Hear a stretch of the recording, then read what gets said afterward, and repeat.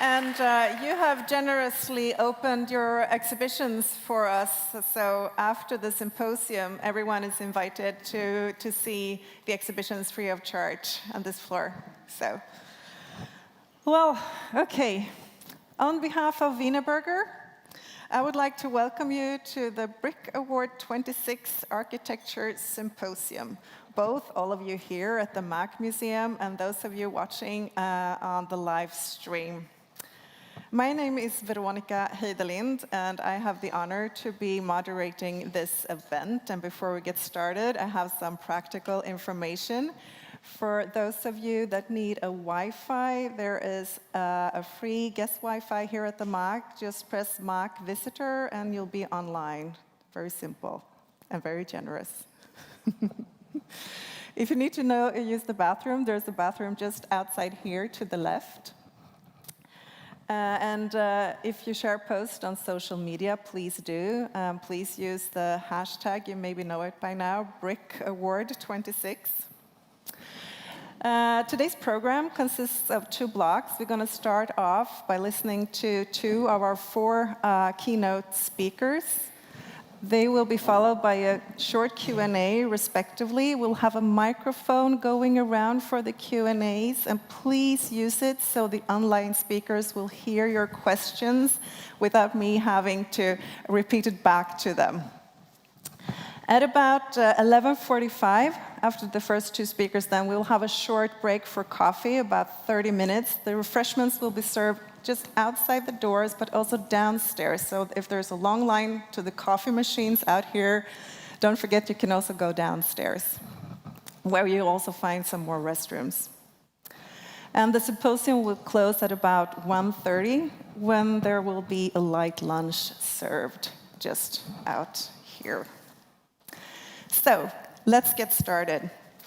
The theme we've chosen for this symposium is Cities of the Future, transforming for a resilient, sustainable, and inclusive tomorrow.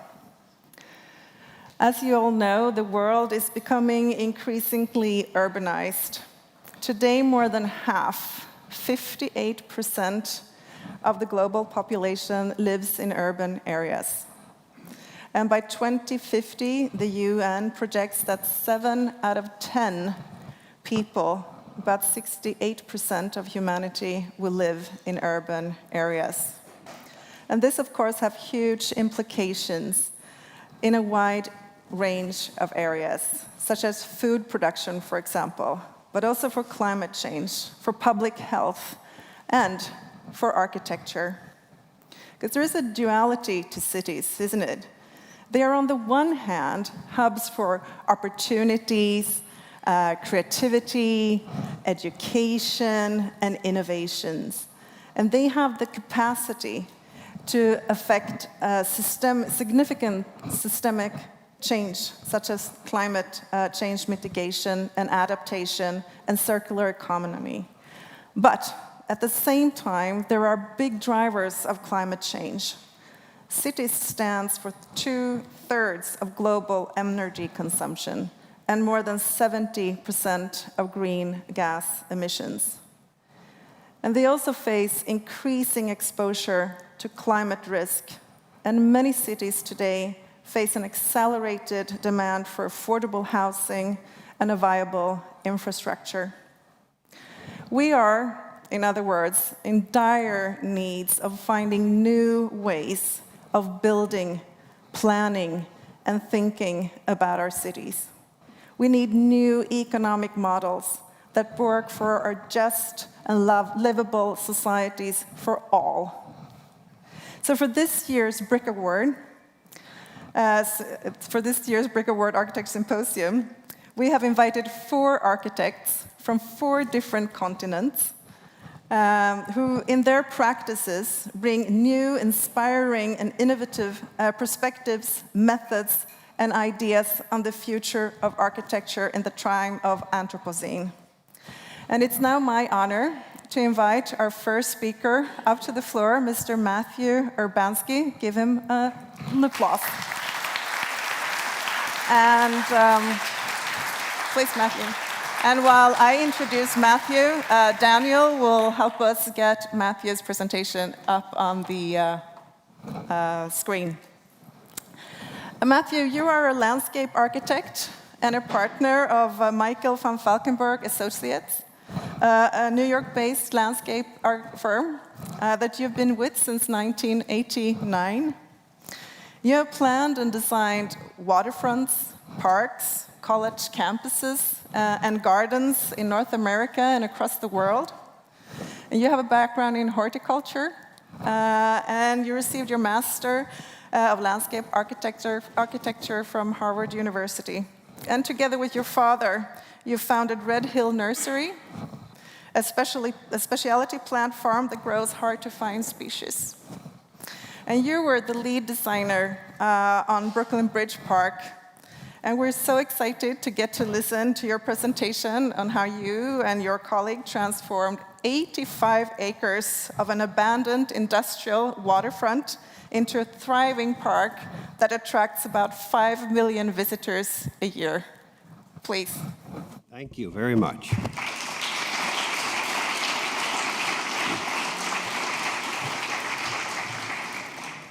It's a great honor to speak to a crowd with such a focus on design and construction. And because I'm the first speaker for today, it's sort of my job to warm you all up.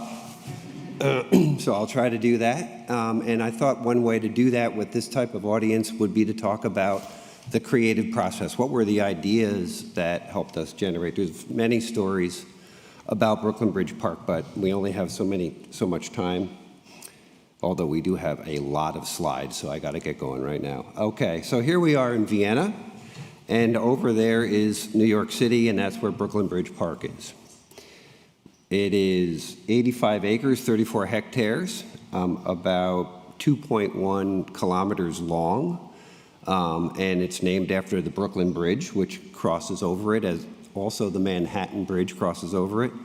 And what you can see is we have a fantastic, what the Japanese would call borrowed landscape here, of all of Lower Manhattan, Governor's Island, Statue of Liberty. So we have a gigantic kind of space to bring into our park experience. The park was what was called a break bulk shipping terminal for many years. And this is a form of shipping where the cranes are on the boats, and they would swing things by hand off and put them in these warehouses. That became obsolete after the invention of the shipping container. And so by 1999, this is what the area looked like. It was maintained because it was owned by a government agency that had extra money from other sources. So they did maintain it, even though it wasn't being used, except for a lumber yard, believe it or not.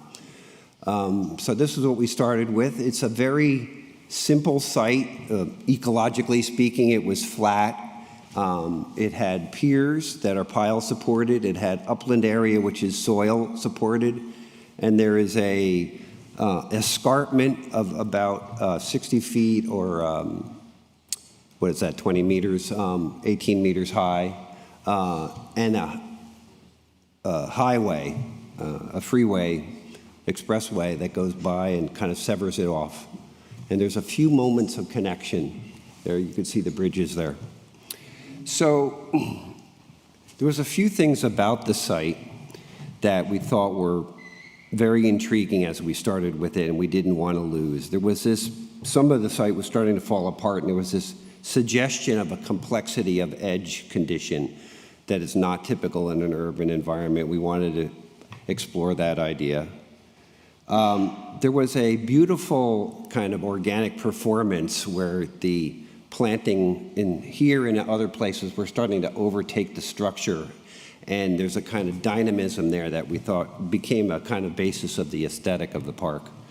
And then there was also this boundlessness, this scalelessness, a capaciousness, that just a generosity of space that was associated with the industrial landscape that also was a kind of precious commodity in the tightness of an urban environment. So that was something we wanted to keep. We had a gigantic very extensive public outreach process. I think at one point we totaled about 300 meetings, I think, over the course of doing this. And we chose, in a very kind of democratic way, to try to explain the entire process to everyone. So that was crazy, but we did it. So here we are. We're starting with this very simplified flat site with some structures on it. And this is where we wind up 25 years later. And what I would like to do is show you how we got there. So one of the basic concepts, design concepts, is taking the simplicity of the flat site and introducing complexity in different strategies. And the first one I'd like to talk about is how we unflattened the site. So the site had been made very level and simple for unloading ships and things like that, right? So how do we kind of undo that in a way? Historically, the site had a very interesting relationship between the city and the waterfront. And there was this large escarpment, and there's a topographic connection, and it kind of flowed down and connected in a beautiful way. This is an image predating the Brooklyn Bridge by about 30 years. And there was this kind of opportunity for elevated prospect on the waterfront that this is, again, another historic painting here of the site. And so these are some clues about how to think about it. In the middle of the 20th century, early middle, they built a highway, an interstate highway. And because this neighborhood here, which is called Brooklyn Heights, is the oldest suburb of New York, they didn't want to go through that. So they went around it into the escarpment, and they built this elevated decked highway, which was fine for the neighborhood, but when this site eventually becomes a park, it becomes a big challenge. It also severs it, cuts it off. So that was the first idea that we started to address with topography and creating difference in the site. We worked with sound engineers, and there's basically a mathematical correlation between breaking the line of sight and how much sound reduction you can get in decibels. It's correlated, and you could put it in a computer and calculate landform shapes and things like that, and that's what we did.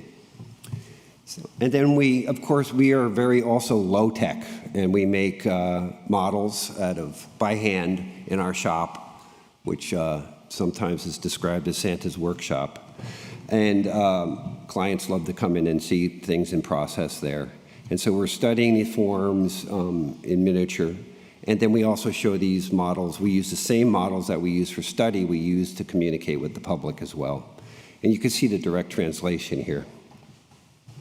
So you start to see this kind of development of the character of the park, this kind of rugose, hilly upland area, and then these more flat pier areas.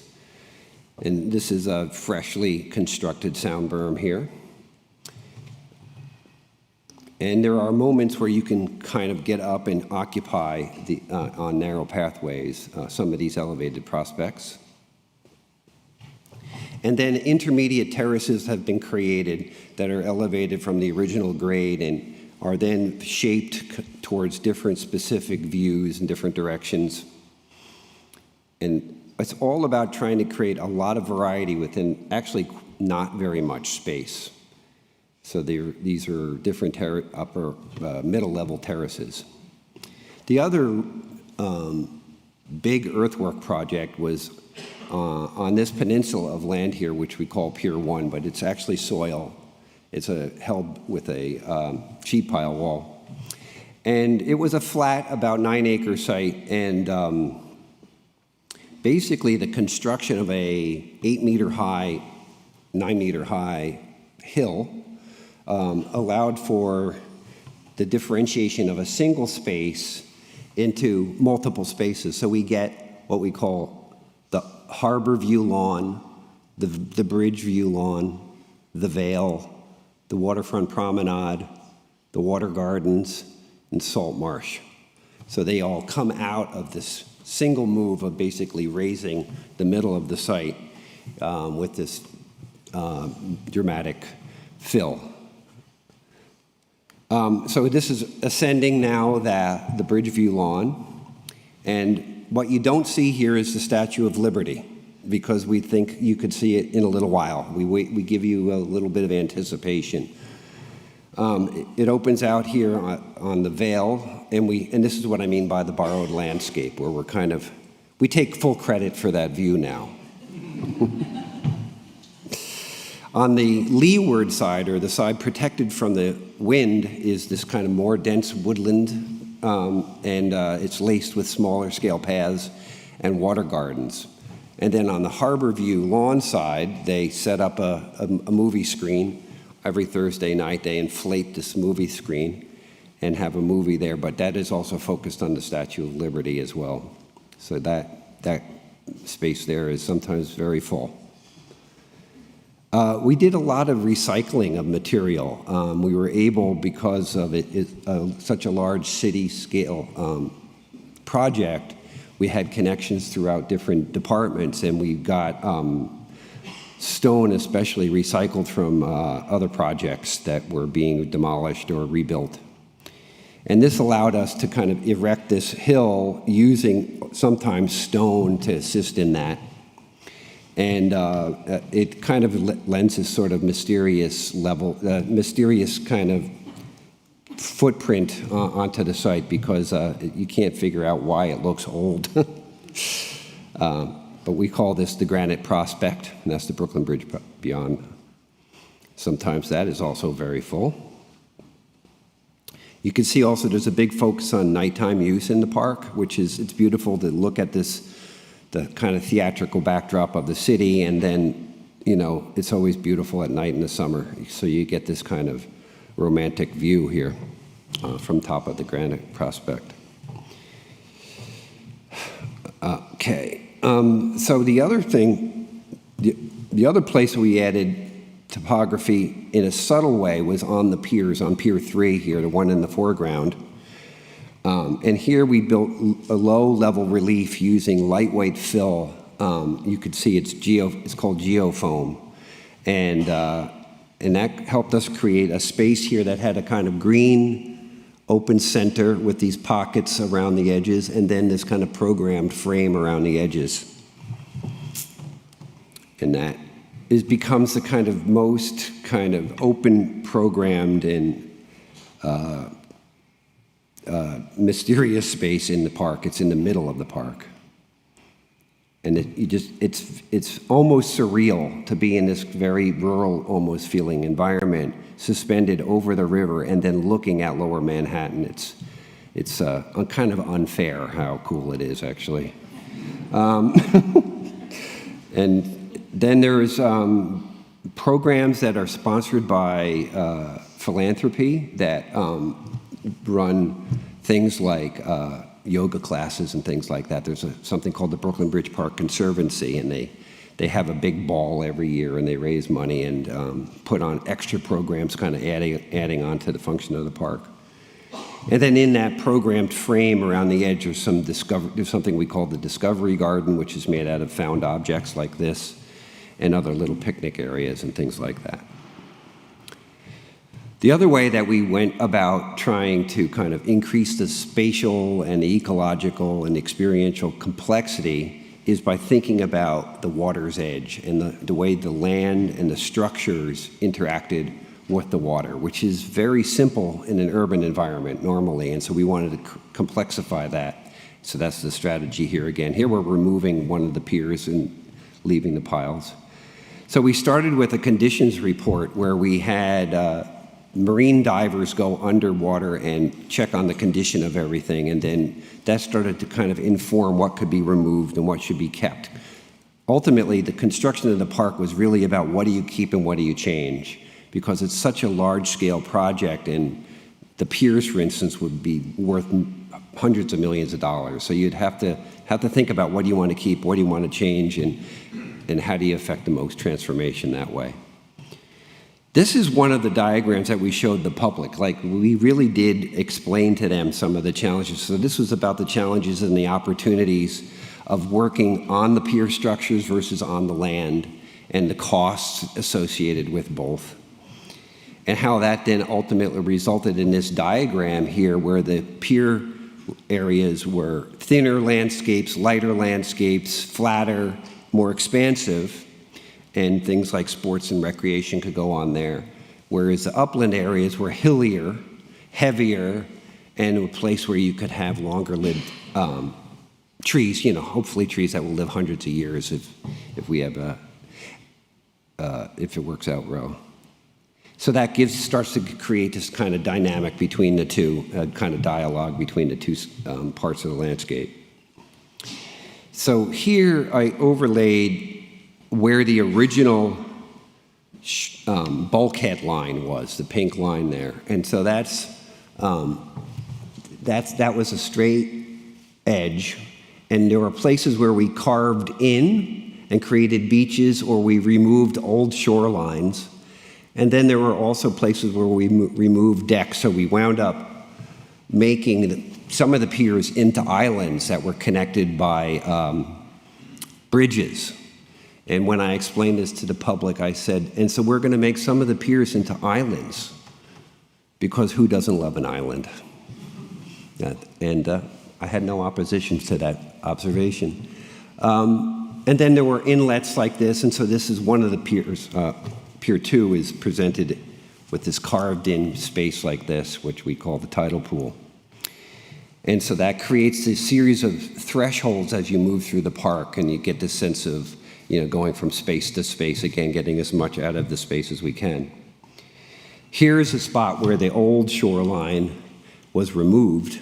It was an old wooden shoreline. It was behind, and then the newer shoreline was retained, and we made this large picnic area, which I'll talk about in a minute.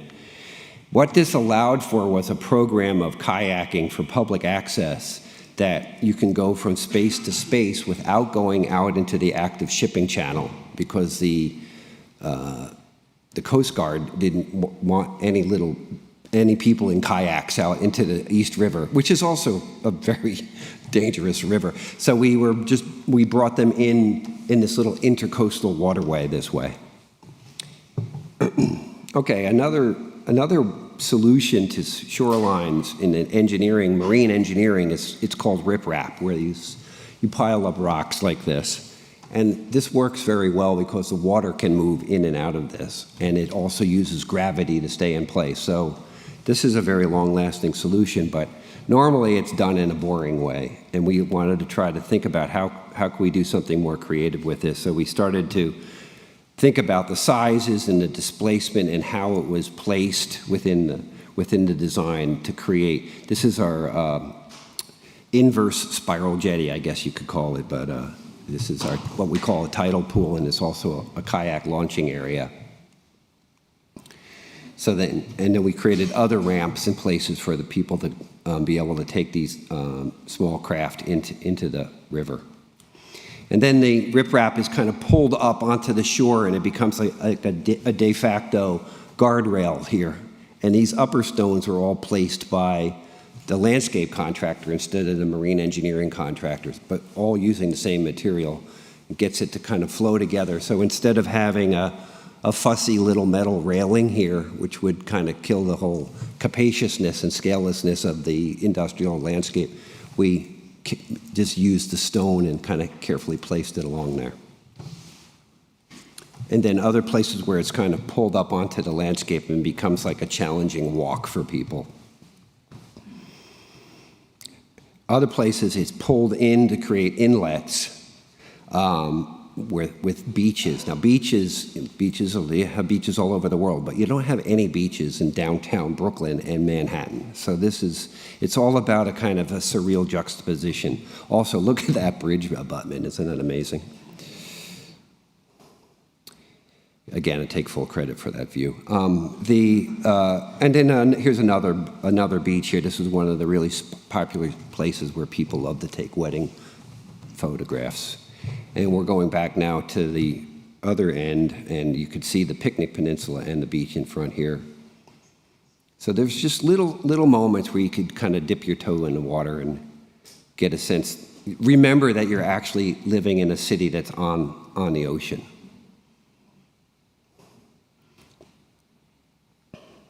That's not Photoshop.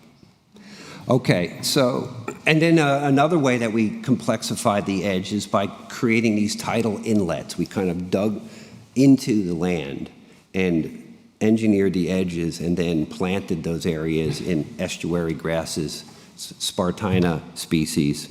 And these are one of the most stable landscapes that take the least maintenance, because once that's created, it's a very stable type. There was a larger one in this location here, and I just wanted to use that as an example of how we use empirical observation to really understand what would grow within the environments. These are very, very challenging environments with the tides and the potential high water, saltwater inundations, salty wind, saltwater wind, very exposed to the sun. So it's a lot of challenging horticulturally and environmentally. So we looked, so these are two places where we looked at, they had built some constructed wetlands, and we went to look at what they succeeded with, what they had failed with, and it kind of built from there. So this is the larger one that we built. You could see it planted out brand new here. And this is sort of the section where we had removed that pier and then carved this into the land here to create this right within the tidal zone here of high and low tide. It's in the upper zone of the tide. And it's really self-sustaining once it was created.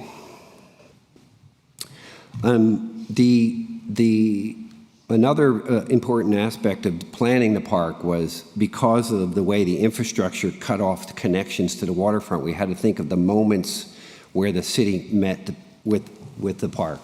And we called these areas that were circled in red here, we called them urban junctions, which sounds extremely nerdy, and we actually said that in public. I don't know.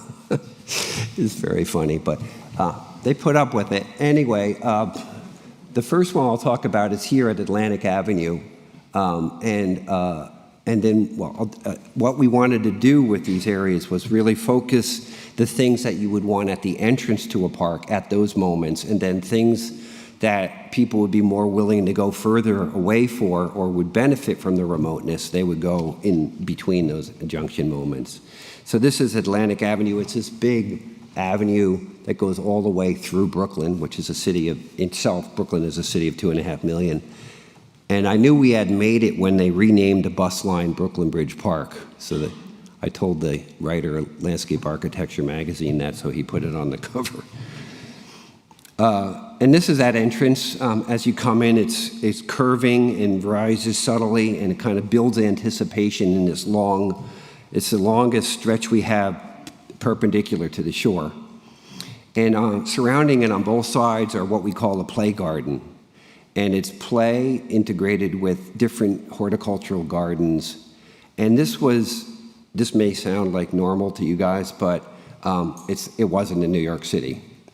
And so we just kind of broke all the rules doing this. Now everything is starting to look like this in the city, but it wasn't at the time. Another moment there at the Urban Junction is this picnic area where we have this kind of social mixing chamber. At the next one down at Brooklyn Bridge Park, Brooklyn Bridge, we have the old Fulton Ferry Landing where the steamboat used to go across before the bridge was built. And there is the Harbor View lawn near that entrance that sometimes becomes quite full and sometimes empty. Then we also made a connection to an elevated park where we built a bridge that wove down between the buildings, creating this sort of cinematic descent into the park. And then the last urban junction is here, where there's actually a brick building. A historic brick building. You may actually recognize these photographs from Bernice Abbott, who took pictures of this building. And it's been reused as a food and beverage. There's also a ruined part of it that we made a garden out of that has intricate paths in it. So one of the things that people didn't understand was that people would go here because it's not that close to subway stops and nobody ever went here before. And we said, no, we could make it so they will come here. We just need to make enough interesting things for people to see. So one of the big ideas was that we were going to have a variety of landscape types, and that the landscape itself would be the program. That would be the thing that would bring people in. And so there's many, many types of landscapes within the 80 acres.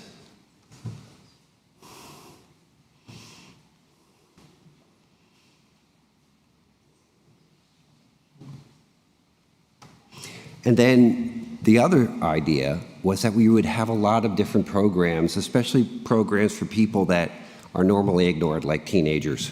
And so this is what we mean by something for everyone. And so there would be different things to attract you there, like the basketball courts and sports, great places to cook. Again, look at that. That's amazing setting there.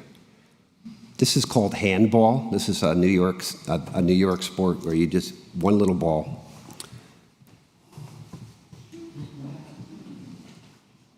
There's a rotating art program that could bring some very high quality art to the park.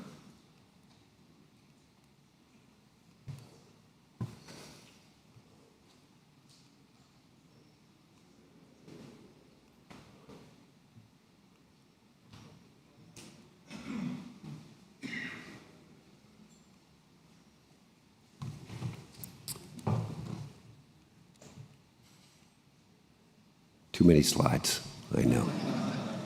But I want to give you an impression. It's kind of hard, you know, we're all the way over here. Anyway, that's the orchestra performing. And there we are. Thank you.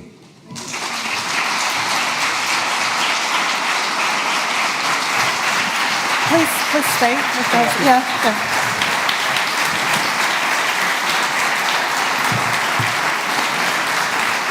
Thank you so much. Thank you, Michael. It's such an impressive project. More than 20 years in the making. Yes. We're going to have a microphone going around if you have some questions for Michael. Daniel, you're going to help us with the microphone if there's someone going around. Yeah, or you will help us. Just raise your hand if you have a question.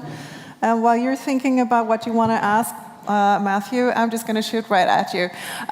Could you tell us a little bit about the financing of the park? Because I guess this must have been one of the most attractive real estate in the whole of the world, basically, before you started working on the actual park. Yes. So how did you manage to secure financing to build such a huge public space in New York City in the late 1990s? And how do you sustain it now economically?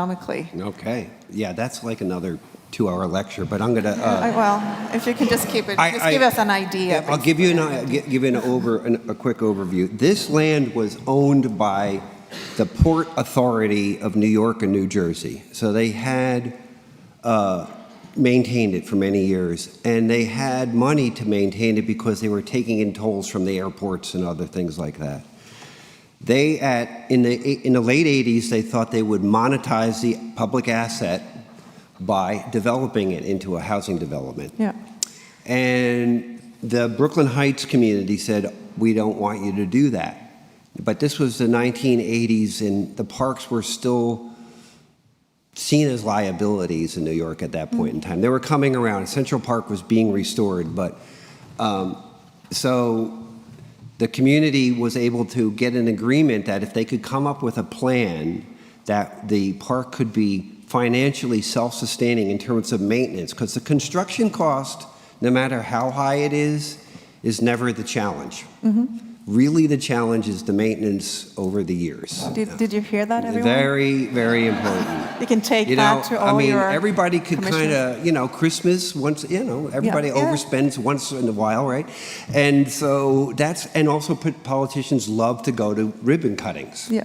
So you could. So how many ribbon cuttings did you have to have to finance this? We must have had 20 ribbon cuttings because it opened up in pieces, which is also great because you have another opening all the time, another Christmas. Yeah. So that was good, but we had to come up with a plan that would have areas within the urban development which I didn't even point out, that have what we called revenue-generating uses. We had to design those. We had to plan where they would be, and then ultimately they were designed by architects with packages that we had kind of framed them out with.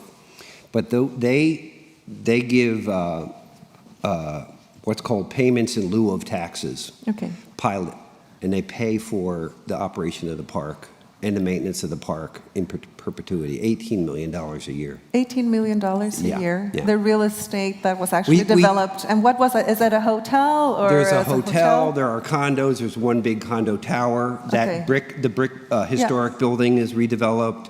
So there's a series of things that are... So like housing and a hotel? Housing, hotel, and a little bit of commercial and food and beverage. Okay, so they pay a tax, and that tax revenue... They pay their taxes. Instead of paying it to the city, they pay it to Brooklyn. The park. Yes. Okay. It's a very... And I think it's the most important thing about the park. I think that's a very clever model, as you can see actually. in the pictures, everything looks perfect. There's no garbage, there's no weeds. So that is actually enough funding to sustain the park for... Forever. Yes. Hopefully, for eternity. Yeah. Well, we leveraged here, this is one of them here. We leveraged the value of the park to benefit the park. Yeah. That's one of the tricks. Okay, thank you. Do you have any questions for Matthew before we let him go and make room for the next keynote? Yeah, there's a question at the back, And of course, Matthew, you will stay, won't you, until the end? Yeah. So you can always ask Matthew questions during coffee and later during lunch. But we have one question in the back. Would you please say your name and then your question? My name is Milan Ilic, and I am accredited foreign journalist in Austria. I write for the leading Slovenian daily paper, Delo. Just one question. Is the park attractive for homeless people? And how do you manage that? Do you prevent that, or should you prevent that at all? It's not actively managed, but there aren't almost any homeless people because it's just so popular. There's just too many people, and so there's no place to hide. But also, because we have a beautiful maintenance program, there's a couple of dozen gardeners, and it's called zone maintenance. So they each are in charge of an area. And so it's sort of like an informal police force in a way. I mean, they don't have any police powers at all, but there's always somebody there. I've been giving tours, and I see somebody in the bushes, and I'm like, oh, look, there must be a homeless person. And I look more carefully, and I realize it's a gardener. Okay. Okay, and there, one last question.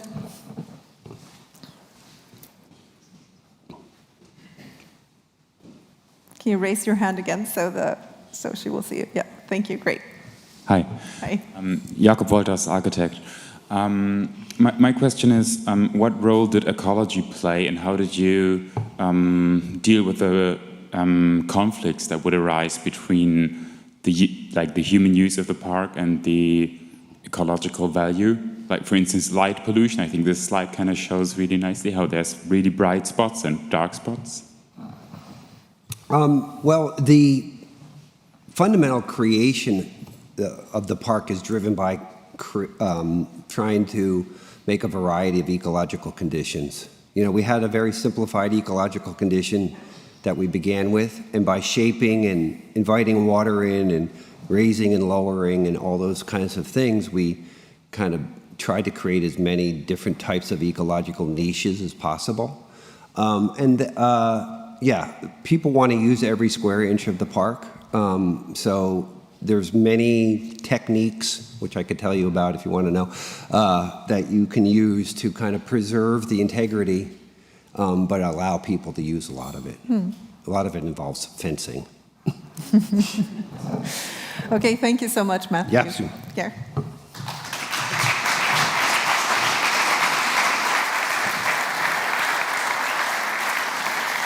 Okay, now I'm very excited to introduce our next speaker. Last night, she was awarded the Brick Award for sharing public spaces.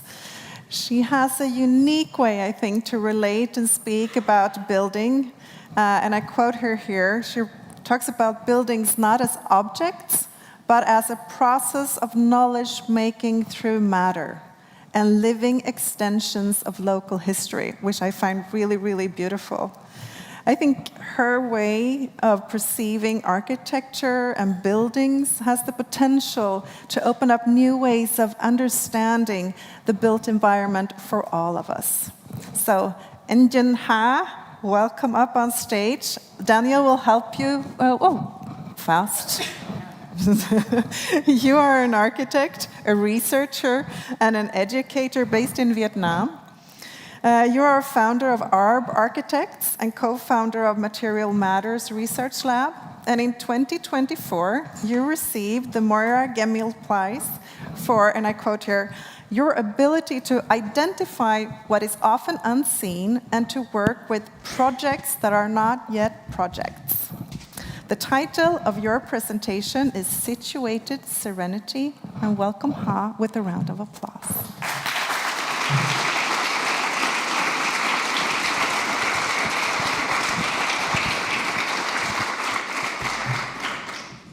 Good morning.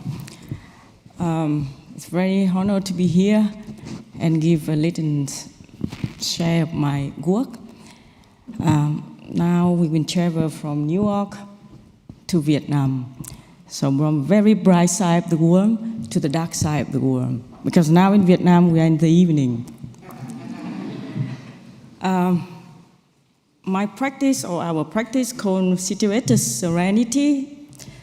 Because through our work, we always looking for a situated way of practice that's reawaken and preserve the tangible and intangible wisdom of the place, where the memory, material, and spirit convert to true architecture as a life experience sacred. So I'm going to talk about 3 projects, and by chance, I didn't choose that it's all related to the brick. The first one that you might know already, it's called the Mother Goddess Museum and Temple, or in Vietnamese called Đạo Mẫu. The worship is developed quite early, I mean, maybe in the 1st century or even before, but in the 16th century, it's complete as a system of belief, the local belief. But after the 54, when the country turned to communist, it considered as a superstition, and it slowly disappeared in the public practice. But with the try of a lot of the cultural practices, it come back, and in 2016, it's been increased by UNESCO as a representative of intangible cultural heritage of the humanity. This is one of the performance that the belief was based on. So back a little bit to the history of our civilizations. And we're quite a small country, and we live between quite a big civilization like China and India. This is the history that I conduct with one of the researchers and culture to compare or to see how the history of the belief, the religions in Vietnam. So as the upper part, you will see how many religions that we received from outside of Vietnam, from the 1st century or even before. It's Buddhism, Taoism, Confucianism, Christianity, capitalism, communists. This is all we receive from outside, and we cannot, as a small nation, we cannot against that. So I think we accept and receive it, but parallel with that, we develop our own belief. It's called Mother Goddess. And as you see, or you may look on what we receive, it's very, very masculine religions. And we develop, in the balance of that, a very feminine religions to, to balance. As a practitioner, maybe if you are Buddhism, you cannot be Christian. But as a Mother Goddess practitioner, you can be both. You can be the Buddhism and our belief, or you can be Christian and our belief. Of course, you can be communist, you can be capitalism, and Mother Goddess belief. So in 2017, I received invitation from one famous artist and practitioner in Đạo Mẫu, Xuân Hình. So his concern is not simply build another religion structure. He was very concerned about how the belief system that can attract the young generation, because those beliefs used to consider as superstitions. So that was quite touched me about that, what he thought about the reasons. So the question come to us like, can the architecture become a medium for interpreting a system of knowledge and belief that exists largely in intangible form? So we began by looking for the knowledge that already carry a material. So during the process of the project, we asked client to collect the reclaimed roof tile with only 30 kilometers around the village. And we don't know, of course, how to build it yet.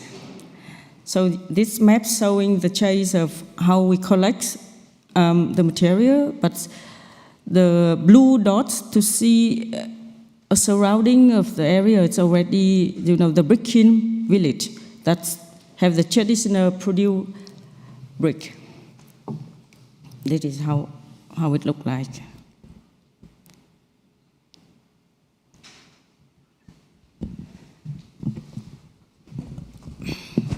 You can see we have a lot of traditional house. It exists for 100 years, even more. And slowly it become a little bit uncomfortable to live in because of nowadays with a lot of comfortable equipment. So all the villagers start to destroy their house in order to replace by a brick or the beton house. They can reuse a timber structure, but they cannot reuse the roof tiles. So I have an idea that maybe it could use for another purpose. That's why it takes us 3 years to collect the roof tile from all the surrounding, and we construct it. In the middle of the construction, we lack of the roof tile, but then we have to collect for another 5 years in order to complete the project. So it completed last year, actually. So the 30 kilometer radius was not a material decision, not only the material decision. I think it's about the collectivity of the memory of the country and of the anthropology map of the territory.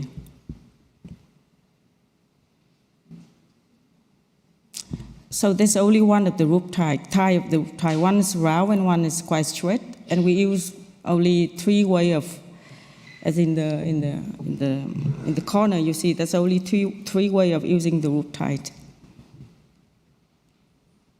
It's the project about 5,000 square meters, I mean the size, but the footprint is only 600 square meters, and the existing house in the garden, and with that build around it, and it's beautiful gardens, and with that keep it, no single tree was cut in, and architecture that's become a background of the landscape.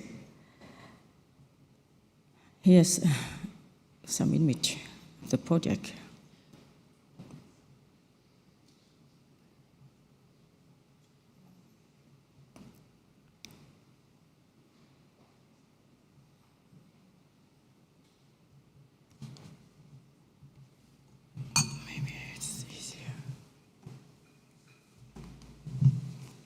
Also, one of the interesting points that we come up with the clients that nothing from the side could remove.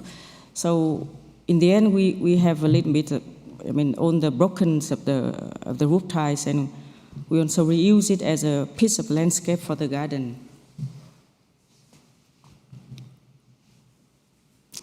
So in the end, we say the architecture not represent the secret, but through it, I think the secret can continue.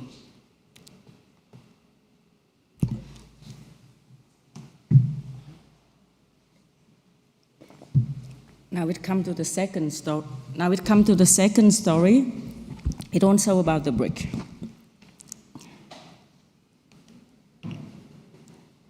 This is a brick kiln. It's in the south of Vietnam, so around 2,000 kilometers from Hanoi, where I live and where I have my practice. It's called Mang Thit.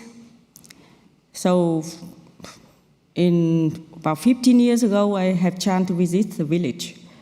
When I'm searching for some material to build, called the bridge, to build some project in the south, and it appeared in front of my eyes. It's not only architecture. It's something. This is a village, a traditional craftsmanship village, which produce the brick in Vietnam. It's next to the Mekong. It's own in the river. It's like a little bit like Venice, when all the canal and the river surrounding, and all the transportation was by the water. But in the 2018, I was shocked to learn that there's nearly 1,100 brick kiln. It have risks of disappearance, because I heard that authority would encourage on the family to dismantle the brick kilns because of the pollution. And they pay like $100 if each family can, volunteer to destroy it. And to build each brick kiln, it costs $10,000. Yeah, Vietnam is very ambitious in terms of reduce the carbon footprint. So those villages become, not as have to be disappear. So, if you see now the question become, what is sustainability?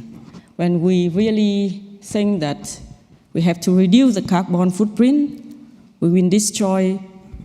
In Vietnam, we still have 2,000 craftsmanship village, and it's may consider as a polluted environment. And I think in that case, how do we rethink about the sustainability?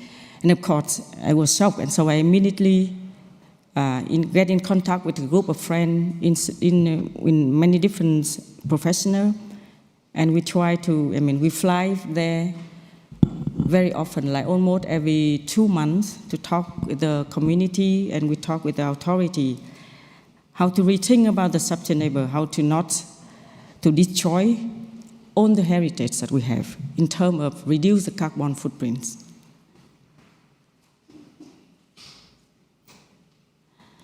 So this was the map that we're tracing. On the dot was a brick kiln.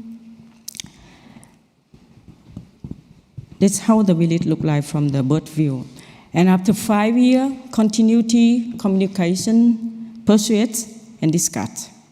We could come to convince the authority that we can look at the sustainability in a many different ways, or many layers together, not consider only about the pollution. But after 5 years, when they confirmed that, okay, they try to keep it,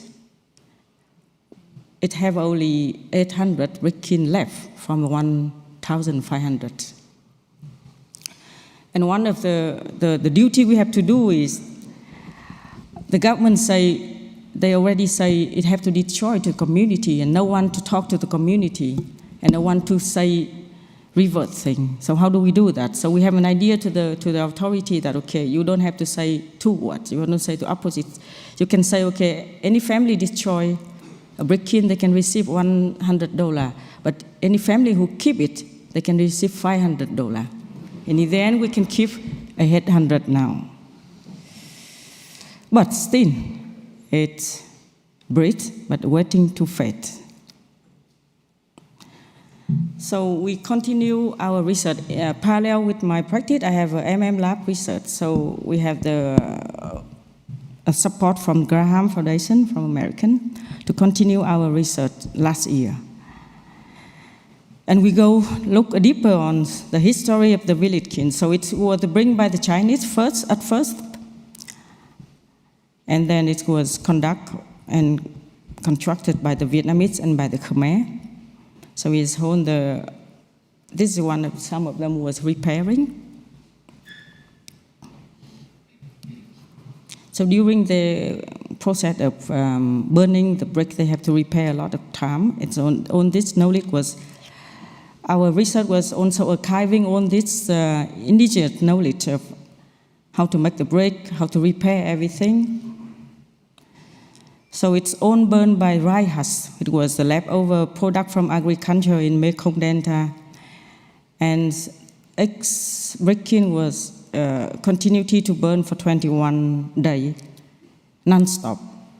And they have to work on 21 days, 2 people at X time one time 1 people, but 6 hours they work and then they can return, but on day and night to continue it until the brick can produce. Wow. So the way we look deeper, the way we understand how the sustainability could be. So actually, it's very, you can see this is the master plan of one small piece of village, and it's on the kiln. And they took the soil, the clay soil from that's next to the kiln here. And it's very, after 3 years, the sediments could refill because the upstream river come down and every soil can be refilled after 3 years. And all the material used to burn, it was leftover from agricultural product. And on the transportation also doing by the layer, raise up at the tide of the water, so it's quite, in that case, the circle of the product become a very sustainable. But it's still facing the problems. This is a map showing, Vietnam is, so this is the Mekong Delta and where the brick kiln village is. And this river is come from Himalaya. And all of the black mark here is a hydraulic dam. And the sediments cannot come down. And we don't have the soils near to the brick kiln anymore. That may come the question of, it's not our problem anymore. We don't know what to do because it's outside our border. So here it comes the question, how can we identify the heritage at risk when the machine alive community that carry itself a part of sensitive or delicate ecological balance?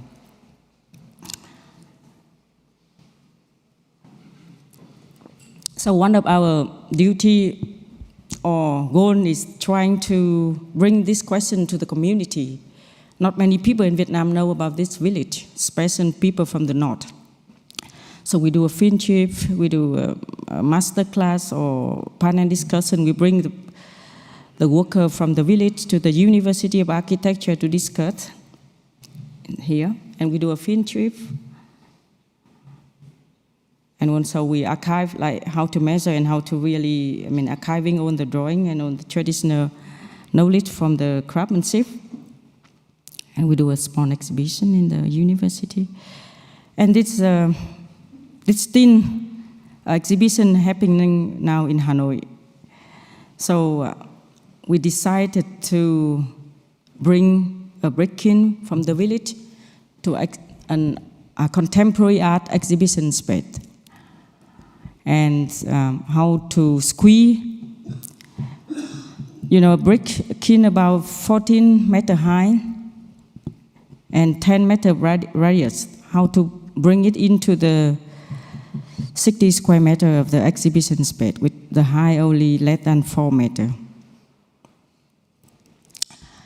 During our friendship, we realized that the brick kilns can be alive when only it's burned. But when it burns, it can breathe because it can be squeezed when it's cold, and it's open up when it's be heated. So I think if you consider a brick kiln as a body, it has to be breathed. And in that case, we take we really, sewing the brick kiln as a TPO fabric, and we give the air for them to breathe, and then put it down, or put it into the exhibition space.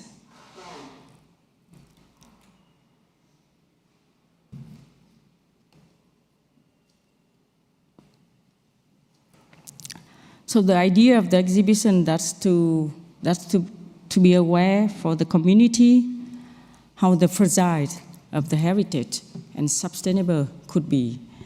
So this exhibition, when I'm here, it's still carry on Hanoi, and we have a lot of attention from the public to bring the question of how to preserve our heritage in the contemporary situation of sustainability.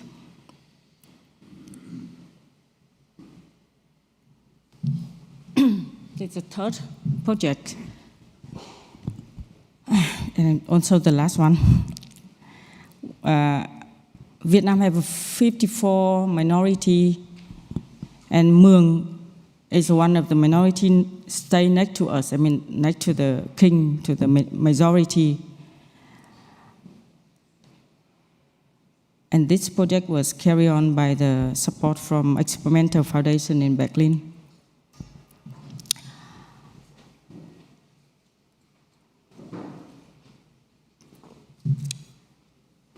So there's two largest minority in Vietnam, and they don't have the writing system.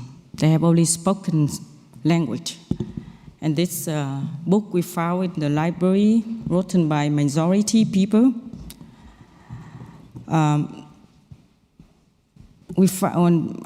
During our research, we found the way of cosmology knowledge is very different from us, from the majority, and very different from all around the world.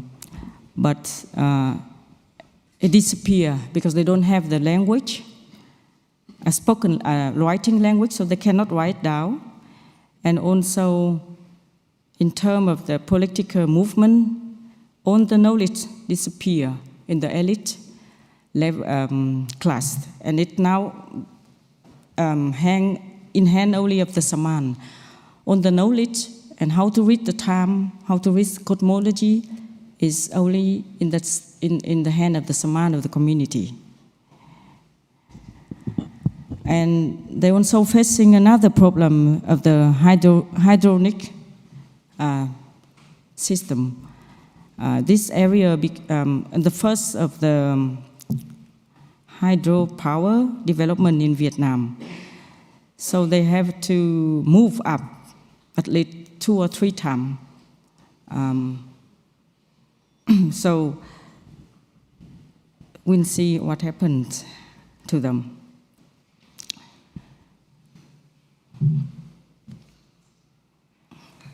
This is traditional house made by timber from the Mueang minority. But when they have to move up, they can bring many things, but not the house. So they rebuild the house sometimes. Okay, some family can still bring it, but most of them not. They rebuild the house, and this house here is owned by beton. And they painted it look as a timber house. Yeah, at first it looked ridiculous. But it's very touched to us. And we ask them why. Why do they have to do this different material but the same way of constructing it? Because they want to remember what ancestors did. And they said that they want to have a feeling they would have, and they already have. They don't want to lose that feeling. So it's not a stupid feeling, but it looks a very stupid way of construct the house. That question and that image stay with us quite deep and quite touching. So how the material could bring the memory, and could we introduce another situated material who carry the memory of the territory? Yeah. So it's a very emotional starting point of our project. So this is one of the sites that we have chance to work with one of the clients in the Mueang. I mean, they are from the minority, but they develop a project in Mueang minority. And you see, it's for first sight, it's very impressive by the color of the soil.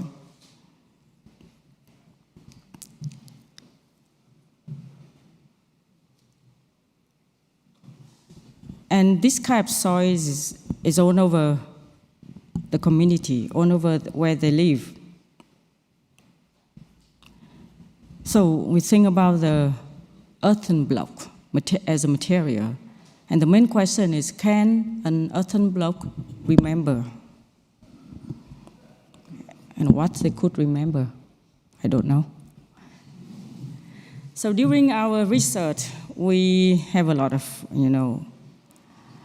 learning from a lot from the Mueang minority, but we have decided that trying to memory 4 layers of them. The agricultural memory, the ritual memory, the migration upwards, because it's a big painful to them, and their way of reading the time and cosmology. And let's see how the earthen block can memory this layer. First, the agriculture. This is the way they harvest the rice. In the side that you see, this is a minority harvest, and we repeat it in our lab.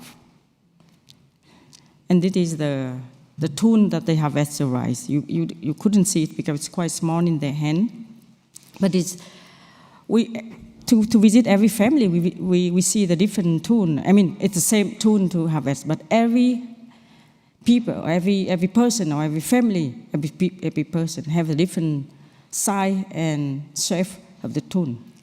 Why? Okay, because of ecology. Different hands have a different size of using it, so it's all about the ecology, how to fit it with the tool. So we're chasing on this movement and trying to bring it to the earthen block in a way. So again, it's a ritual.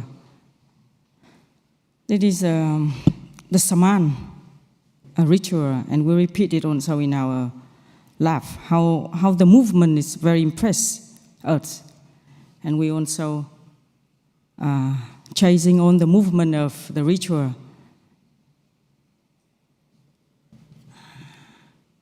And we want to keep it. And we use the earthen block as a mold to keep the movement of the ritual. And here it comes the earthen block design.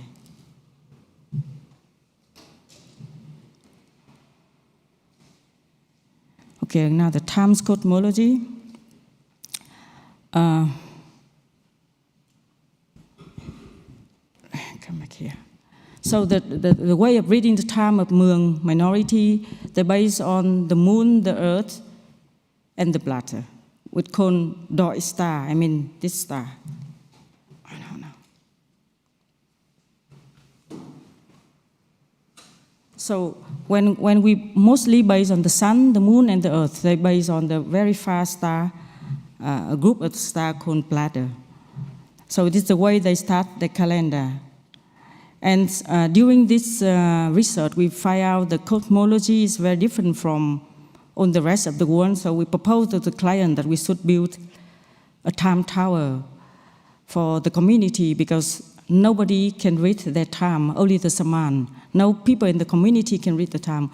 We're trying to bring down the earth, the star, and everybody can read the time. After it takes us a year to really can read the time because they don't have the book to talk about that. So we have to have a lot of interview. So this is the star. This is their calendar. It's the bamboo stick, how they read it with all the signal. This is 12 months of calendar. And you can see this is the star. It's difficult to read. Believe me, you need 1 year. And here how we bring the star down to the earth. And we have the time tower making all from the earth, earthen block, and with a very basic block. So another contour we call migration upwards, where the hydronic system have happened here. We call it as a river, and it brings it up. So this is now become a huge lake. So this is the diagram. So first they live here next to the river, but the first system built, they have to move it here, and now they have to move it here because the river raised up from the 80 meter to 1.17 meter. So as I say, we work with the one artist to come and sketch all the things that they can carry up, but not the house. So one of the ideas is like to remark it on the architecture facade of the whole building in the projects to have the certain recognition of the water level. And this is how we design the block, earthen block. And how it marks the level. It's a very small model to build up in our lab to see. But 2 more minutes. It's going to be end. So we want too much. We are very, very ambitious to bring all this culture and memory into the design. But the question comes like, could the block actually work? Only that it have to be, bio-based. It have to be local soil, local fiber, local agriculture, tung oil, bio-based, a biopolymer. It have to be strong enough to build. It have to resist from the water because our tropical climate. It have to be beautiful enough for the client. It carry a cultural memory. Yeah, it have a lot. But actually, if it work, it's a physical, simple block. Yes, it work. It take us 9 months to study deeply how to create earthen block. This is our machine, how to press the earth. And this all the tests we make in the lab, like compressed strength test, flexure test, but we do 4 different water resistance tests, like emission test, erosion test, also, suction test. And this experimenter cost us 15 tons of soil, 50 kilo of fiber, 15 liters of tung oil, and with experimental, almost 1,600 blocks was made, and more than 400 blocks was tested. And here's all the test results we got.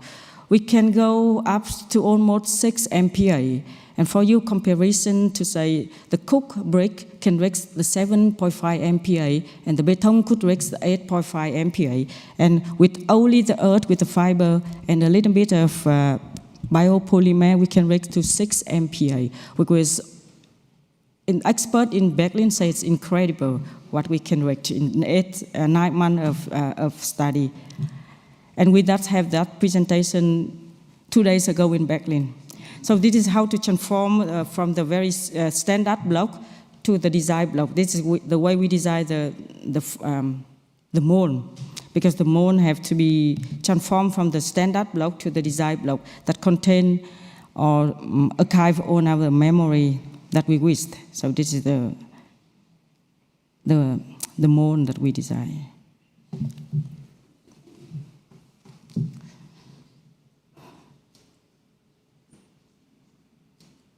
Yes, you can see how the earthen block can really save in a very easy way.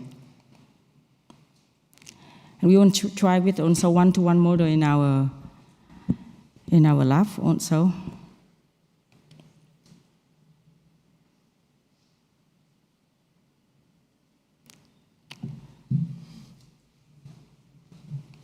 I think I'm done.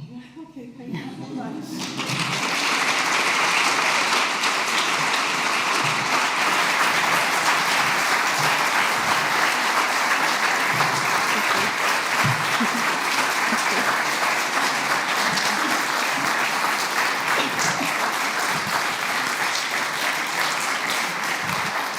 Thank you so much, Ha. We're running a little bit late in our schedule, but we will have you up on stage during the panel discussions. So if you could save your questions for Ha until then, or maybe have a chat with her when we now are taking a break for coffee and refreshments. I want you back here at 12:15 at the latest, so we can just keep the schedule as planned, also for our live stream viewers. So a break, and we'll be back in about 20 minutes or so. And the refreshments out here, but also downstairs. Don't forget.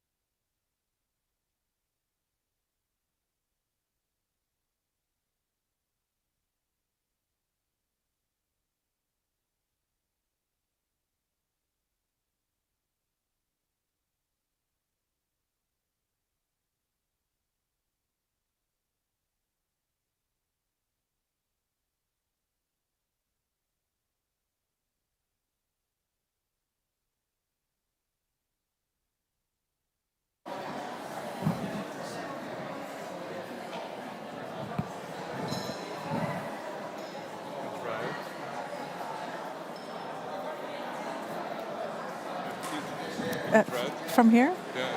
Okay, everyone. Hello. It's 12:15, and the program is about to start again in the auditorium. So could you please take your seats? Could everyone please take their seats? We're about to start the program again in the auditorium.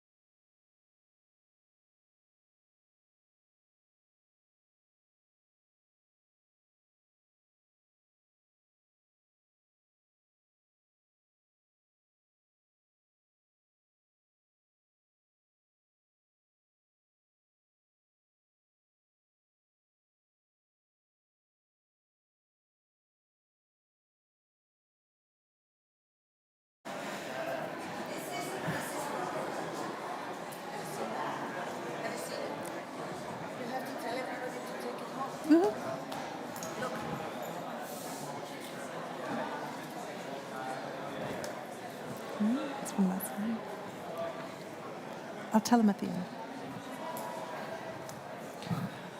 Okay, friends. Yes, please. We're closing the doors.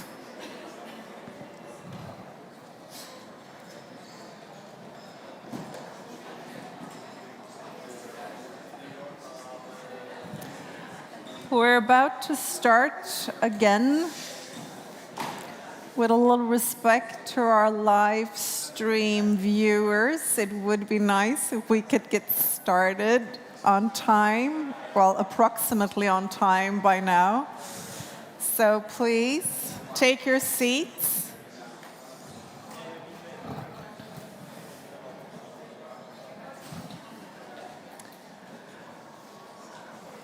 It's a wonderful buzz. It's so nice to see and hear. Everyone has so much networking going on, so much they want to share, so many new friends to get in touch with. But we also have hours left to spend together after the symposium closes at 1:30. You can stay in the museum here all up until shortly after 4 o'clock or even later. So, okay, welcome back, everyone. It's now time for me to introduce our next speaker. Daniel Mangabeira is the co-founder of Bloco Arquitectos based in Brasilia. Welcome up. Bloco has received wide national and international recognition. Twice awarded Prix Versailles by the UNESCO, and you received the Monocle Design Award, and you had held finalist positions for, among others, the Oscar Niemeyer Award for Latin American Architecture. Yeah. And you have a master in architecture from Westminster School of Architecture, which you told me was a really tough school. Yes. Yes. You are highly influential in contemporary Brazilian architecture, recognized for your work that reflects material honesty, relation to and understanding of the local climate and landscape. You are also a member of Plano Colectivo, the collective behind the winning proposal selected to represent Brazil at the Venice Architectural Biennial last year. Yes. And the title of your presentation is From Territory to Brick, Building with Place. That's it. Take it away. A big round of applause for Daniel.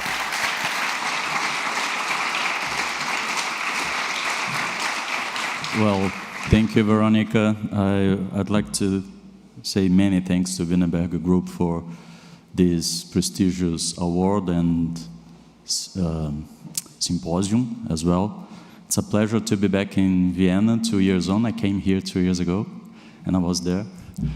And so and I'd like to thank you, all the crew that, did it possible, represented by Veronica. I don't know where she is, but it's amazing how this is done with such a professionalism and such a warmth as well. And that's amazing. Well, it's impossible to talk about our work without mentioning the landscape, the territory where I work. You probably never heard about Cerrado. Cerrado is the second most important biome in Brazil. It's not as lush as the rainforest, Amazon rainforest, but it is indeed very, very beautiful. It suffers as well with wildfire and with agriculture expansion, but when you talk about Brazilian landscape, the world often imagines a very exuberant, landscape, tropical scenery, but in Cerrado we face extreme drought. We have a very arid environment. However, it is home of one of the most important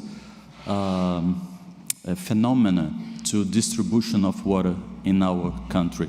It's called flying rivers.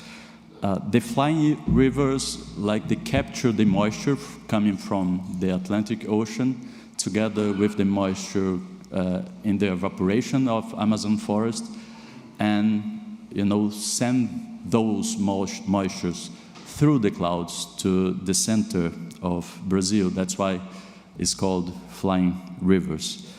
The Cerrado provides us about 70% of drinkable water in Brazil. It's a lot. Just to give an idea, the size of the Cerrado, this is the size of Cerrado in Brazil. Brasilia is here in this red dot. This is not working, but that, yes.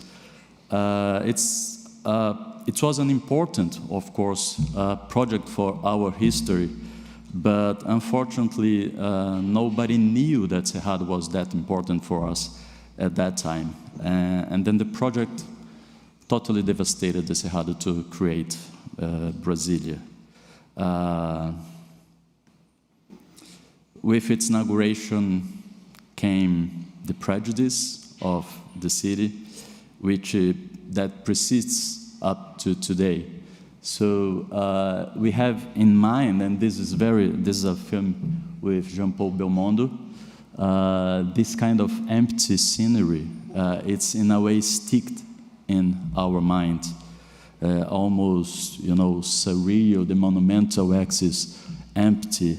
But this is the monumental axis nowadays. It's known for its iconic buildings, Niemeier's building, like the National Congress, the Alvorada Palace, and so many others. But that is the part that interested us most. Is the most amazing place to live in this whole community. We are now the third biggest city in the country. São Paulo is the first, Rio is the second. And this part is not very well known. This is the typical place where we live in Brasilia, in the pilot plan. It's the city of our everyday life, where there is a very special quality of space. It's exceptional, as it is the construction as well of some buildings. And it's interesting because this architectural master was prevalent among those architects during the 60s and the 80s, and they taught us how to, everything had a reason. So this kind of prevalence in a way, stick with us. Another great Brazilian architect is Lelé. I don't know if you have heard about him. He taught us that the construction process guides the design solution. And he saw a direct link between who built it and the construction techniques as well. So then we always wonder why this rationalist, this environmentalist also approach is not connected with the contemporary architecture nowadays. This is a quote from the book of Gabriela. It's an amazing book written by many Ibero-American women architects. She says, and I agree with that, that architecture is reflection of those who inhabit and those in power. But I humbly add that of those who also built it. So that's why what I'm going to present now, it's a result of this contest. It's about, of course, understanding Brasilia as an artificial ecosystem, of course, but also understanding Brasilia as an environment, a climatic territory. From territory to brick is the title of this presentation. This house in an area near Brasilia, in a very flat area, with Cerrado 100% preserved. The climate in Cerrado is quite distinctive because throughout the year we have 4 to 6 months, right? Mateus is my business partner. I forgot to present him as well. He's here. We have 4 to 6 months of drought. And this allows us to go through spaces in the house, through the outside of the house, without the need of having, enclosure corridors. In this house, we used a traditional system of construction in Brazil. Concrete is still the mostly widely construction material used. Anyone in a small town know how to build with concrete, a pillar, a column, a slab. So we thought we could combine this with this basic knowledge with another material, the brick. The brick here in this house is very important, and also as it is the landscape of the house. There we can have plants wherever we want, in every room of the house, if you want. I forgot to say, this project we did with Mariana Siqueira, which is an architect landscape, which is in this house, had a pioneering effort to introduce Cerrado species into residential landscape. So this empty area around the house is mandatory in houses built in the middle of Cerrado because of the wildfires. And this house played a key role in our work because we understood that a landscape is part of architecture, as it is structures, as it is installation. So we have always to work together. In this other house, the brick served as an element to unity and division at the same time. The program was placed on the border of the plot, so all the places could face the center of the house. In this project, the brick wall separated this public area from the private area. The construction method is also very simple and ordinary, typical construction in Brazil. The brick wall began to emerge later on. I usually do all the 2 main rows, and all the rest, I go to all those places to, put all the bricks, and then the wall goes on. And then it's brick by brick, is painted white, and that's the result. The facades are covered by this outer layer of different degrees of openness.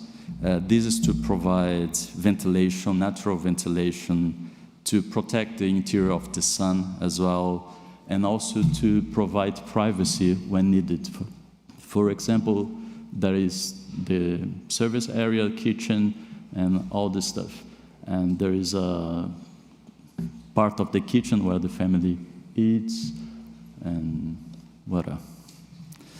I think that because we used a solid element to create this light, vented, and ventilated surface, this project, which is in the cover of, was a wonderful surprise.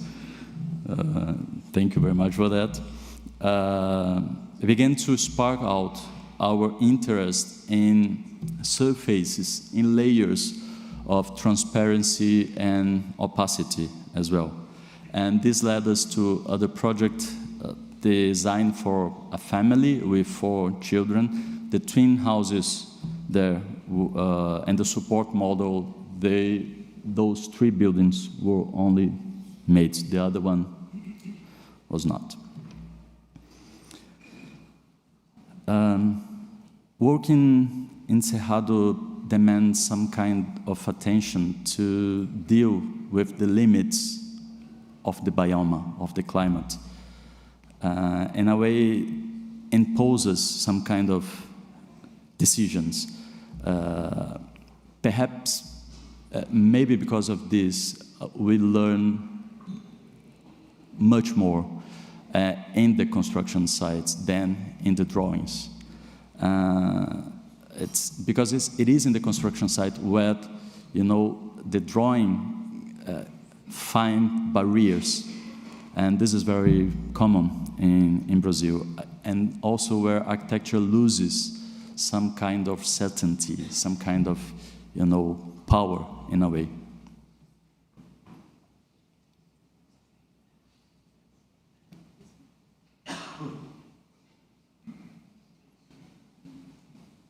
That's the result. Architecture does not sustain itself alone, right? It depends on hands, it depends on engineers, it depends on clients, it depends on winds.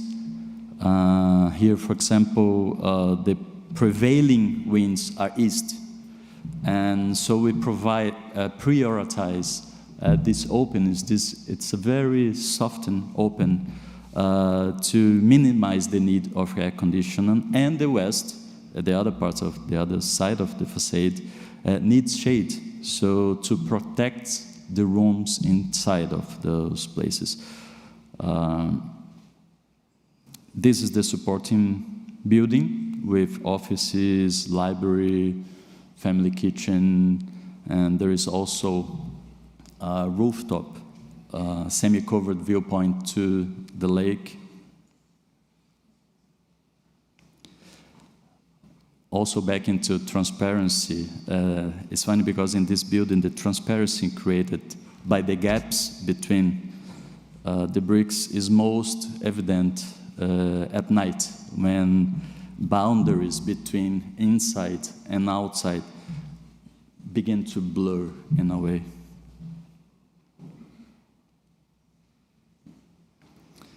These 2 next projects follow the sense of, of preserve, in a way, Cerrado. Unspoiled Cerrado with a stunning view from the plot. We were hired by Mariana Siqueira, the same landscape designer architect who we worked with in the first project, to build two houses. One is a house itself, and the other one is a school. And this project was finalist 2 years ago here in Brick Awards. So to overcome the challenge posed by the distance of this house to the city, we decided to create a prefabricated roof structure, and under it we decided to use local labor to work with concrete. And this strategy was used both to the house and to the studio. So the process was, again, quite traditional. The first phase was completely in about 7-8 months, right, Mateus? About that. And the second stage was easier. We used a glued laminated timber roof to complete this work in just 2 weeks. So it was really, that's the result. And the core of the building, was covered by this concrete slab and created this air mattress between the roof, the wooden roof, and the concrete slab. And this worked also as a climate, thermal control climate. That's Mariana Siqueira, who is walking.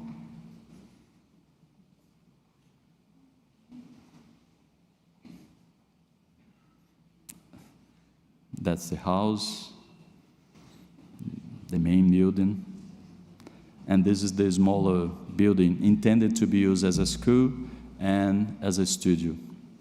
The staircase is used for screening films, while the room inside of the house have multiple purpose, served as classroom for children from state school pupils to learn about the Cerrado. And this is one of the first private initiatives to spread the knowledge about Cerrado in this area, and also to study and disseminate the Cerrado species.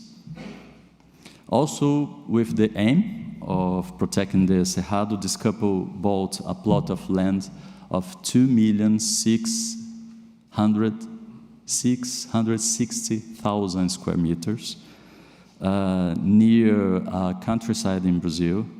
The access was extremely difficult, so the project had to do with those two things. The house had to address the difficulty of access and also had to address the high temperature. Sometimes it's 50 Celsius degrees, and the lowest comes from 45, 30 Celsius degrees. The water of the river, for example, is always your body temperature water, so it's really nice. So we divided the construction into 2 stages as well.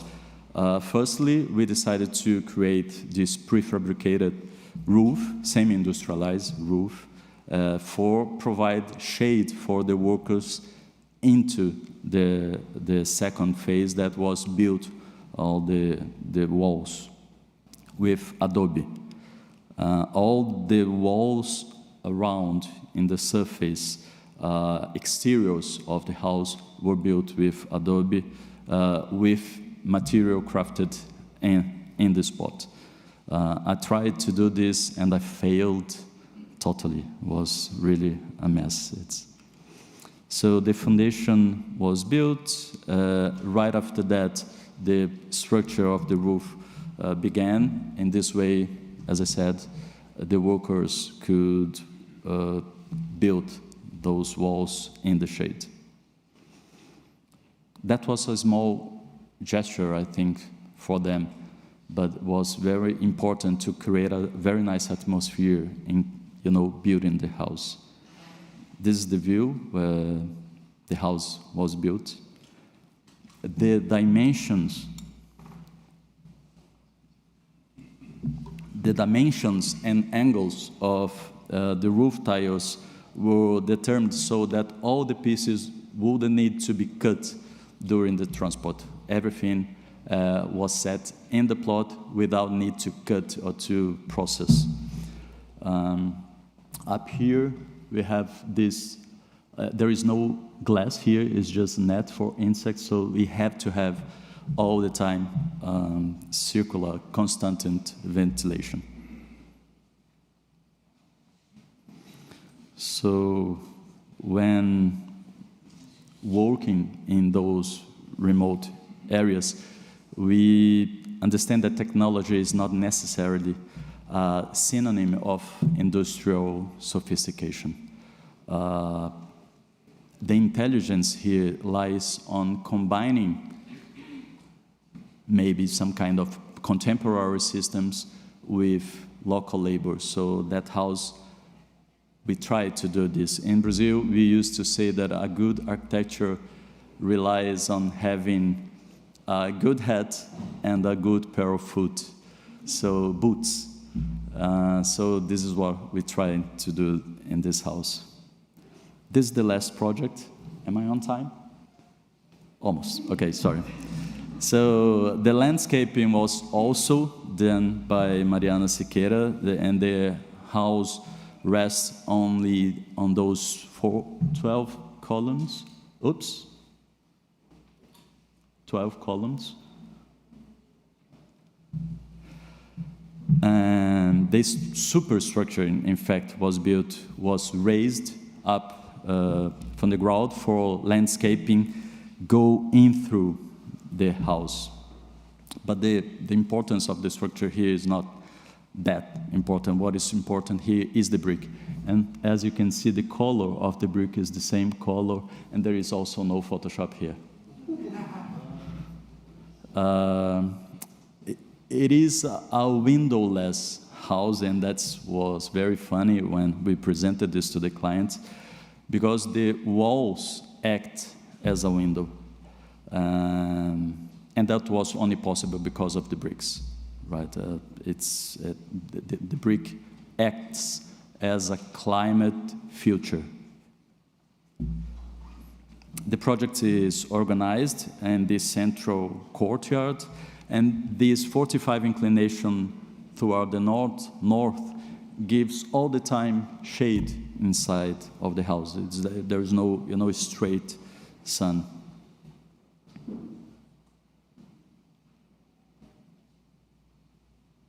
And that means that, in a way, the house also provides shade.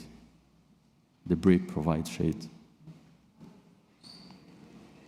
The Cerrado landscape is characterized here by this dry grass, and when we put those slabs up, we gave some kind of very continuity in the space from outside and from inside.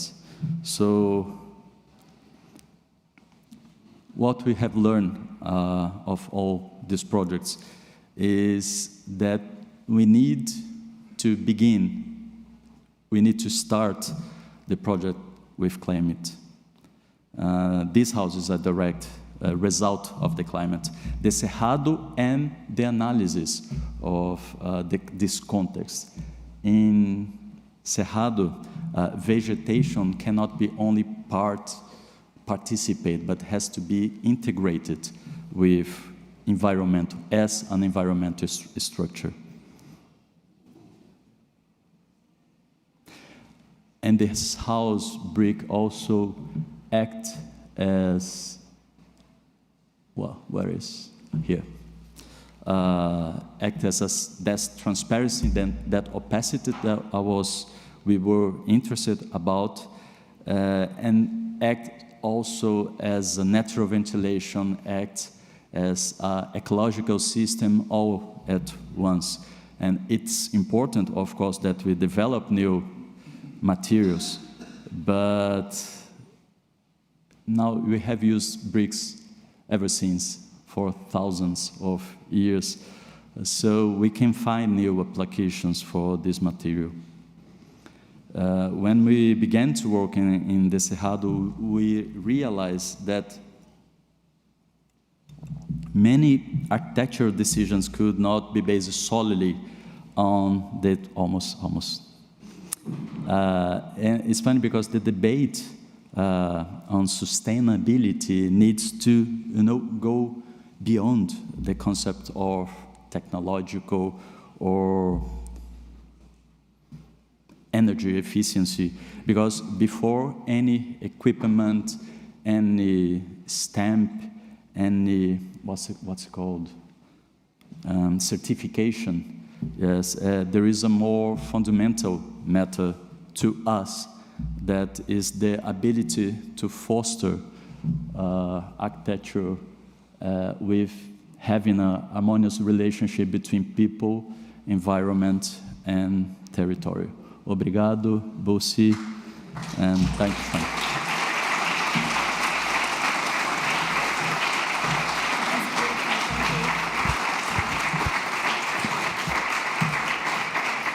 Thank you so much. Dankeschön. That was really, really beautiful. Do you have any questions for Daniel? Yeah. Well, No. I'm going to take advantage of the stage. Oh, there you go. Will you please say your name and your question?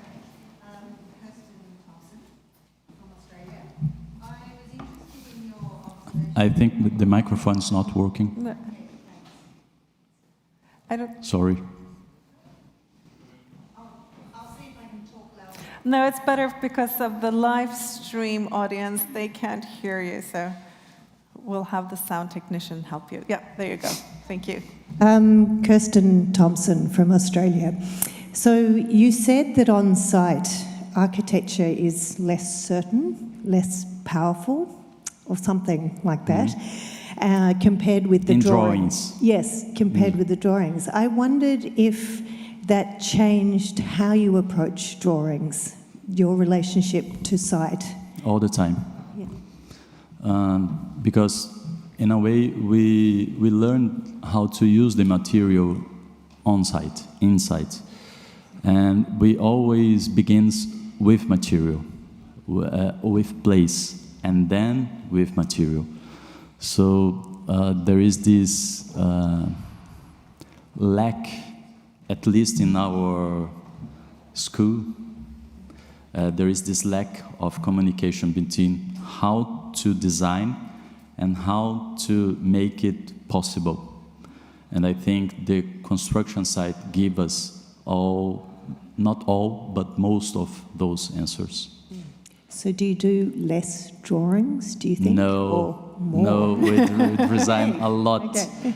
But it's funny because that was an improvement, and at first we began drawing a lot, and we saw that some of those drawings were not needed.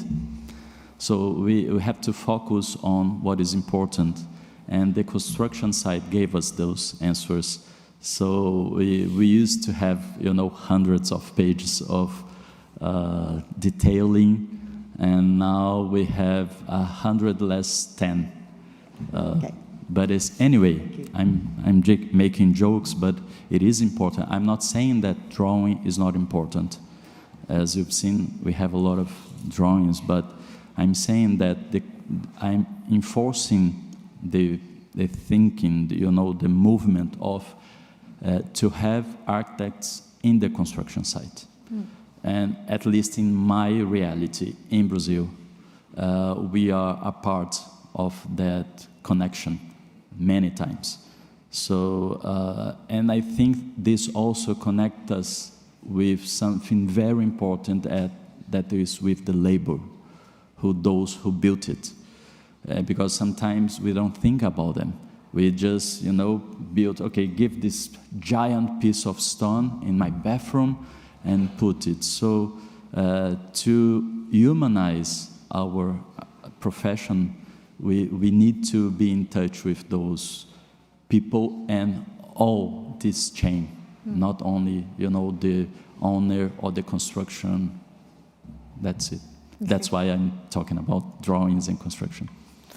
I have one short question because I find the concept or the phenomenon with the flying river, Yes. it's just amazing and it's so poetic.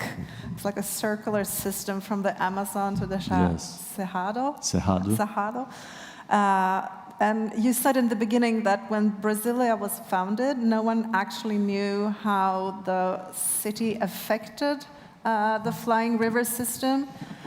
So I was just curious to know if there is a limit to growth of Brasilia now to kind of limit the effects that will have on the flying river. It's because Brazil is, less than 1% of this area, less than 0.0001%. Everything is so vast. Yes, it's massive, the Cerrado. But for example, when Burle Marx is a famous Brazilian landscape designer, worked in Brasilia, he didn't use any local species in his work. So I think recognizing this, not failure, but recognizing this gap, it's important to understand and to focus our attention what is more sustainable. Because, for example, Burle Marx used a lot of rainforest species, Atlantic species, which is exuberant, they are really beautiful and gigantic. And the Cerrado has a small gesture, it's a very small flyer, 1 centimeter size, that is wonderful if you pay attention. So the idea is to rebrain our thoughts, to reconsider the place where we are building, to create another focus, to create another goal. And that's why Cerrado is so important. The flying rivers is just a part of it, just poetic. Yeah. I'm just in the beginning of my learning here about the But Cerrado. it's not about only this. It's about using Cerrado as a landscape, as a thought, as an ecosystem. As an ecosystem. Thank you so much. Thank you, Daniel.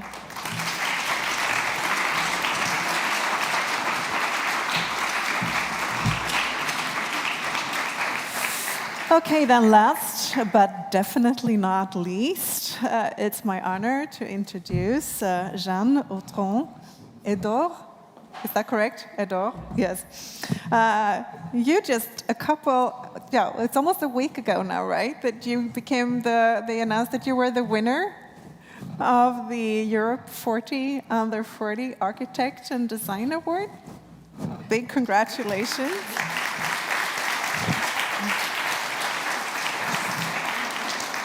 You are a French Togolese architect, and you're the co-founder of Studio NEIDA, an interdisciplinary practice based in Lomé, the capital of Togo, and in Berlin, and in Brussels. And together with your partner at NEIDA, Fabiola Buchele, you curated Togo's first national pavilion at the Venice Architectural Biennale last year. You previously worked for Herzog et de Meuron at Atelier Jean Nouvel and at the studio of Francis Carré. And you currently teach at Leuven Faculty of Architecture. And if that's not enough to impress everyone in here, Jeanne is also a DJ. Yeah. The title of your presentation is Architecture That Holds Multitudes, Learning from Building Cultures, Vernacular Knowledge, and Tropical Modernism in West Africa. Welcome.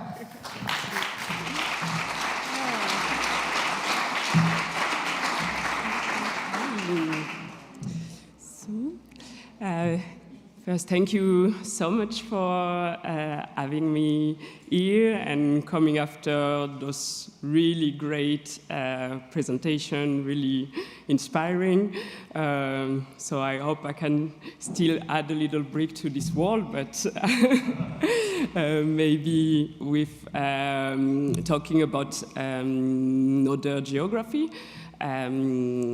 which is often absent from the architectural and design discourse, the African continent. I mean, the African continent is a vast land and really diverse, but we are mainly based in the region of West Africa, where we are practicing and building maybe bridges in between also Europe and this region.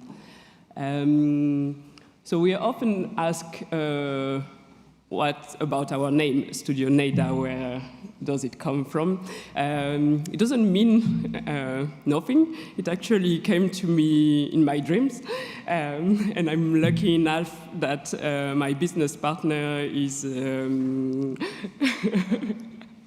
is taking my dreams really seriously, and so we decided to name ourselves with those 5 letters, thinking that we could give them meanings. So Studio Neda could be a nomadic, experimental, interdisciplinary atelier. We make narratives, exhibition, installations, design, and architecture, and we believe in nature, equity, inclusivity, decolonial, and Afrotopia. In more concrete words, and I was already well presented by Veronica, but we're based in between those 3 cities. We met with Fabiola while working at Francis Quéré for 5 years, and we appreciate our interdisciplinary collaboration. From there, we started projects in Lomé, Togo. So I don't know if you're really familiar with where Togo is, or unfortunately I don't have a map, but it's a small West African country in between Ghana and Benin. It used to be a German colony. I think it's also important to talk about this past. We still have a lot of implication today. And then when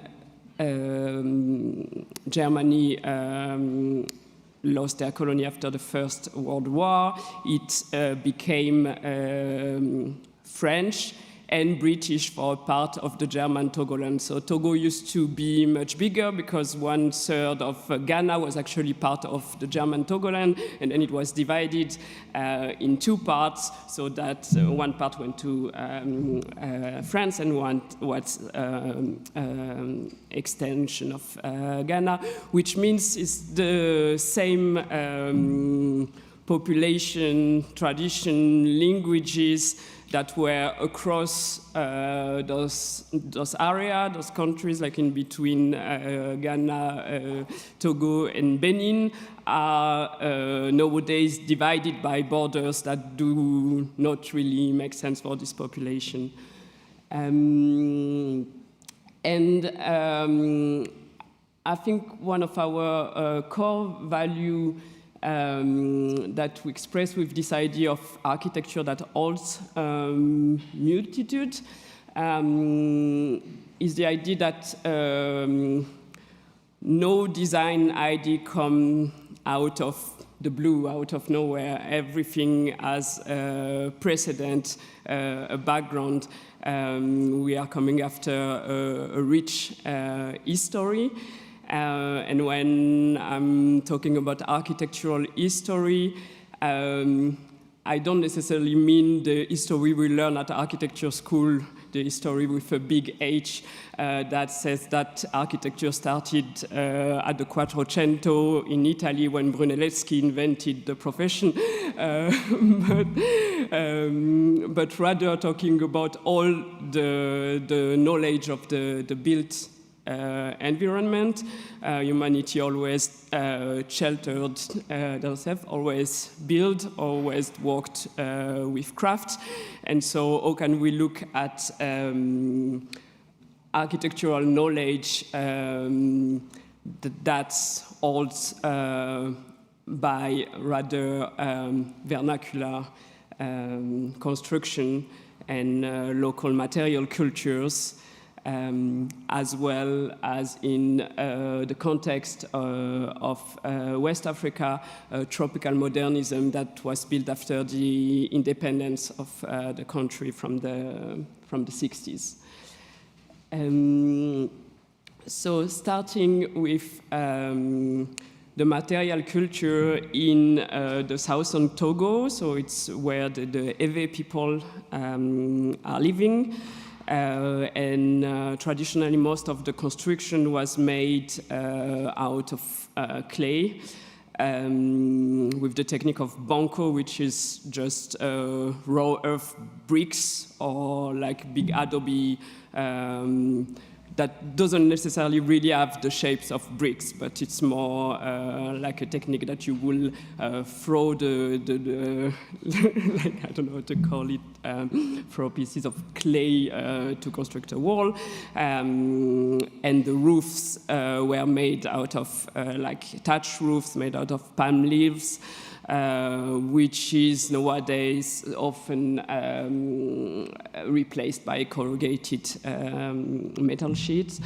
But all this knowledge also was kind of pushed away during the colonial period, because there was even construction laws forbidding building with those local materials and local techniques.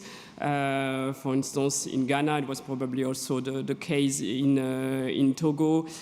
In the city, locals were not allowed to use clay or thatch. So, like, there was, kind of foreign building techniques have been imposed and imported into the city landscape.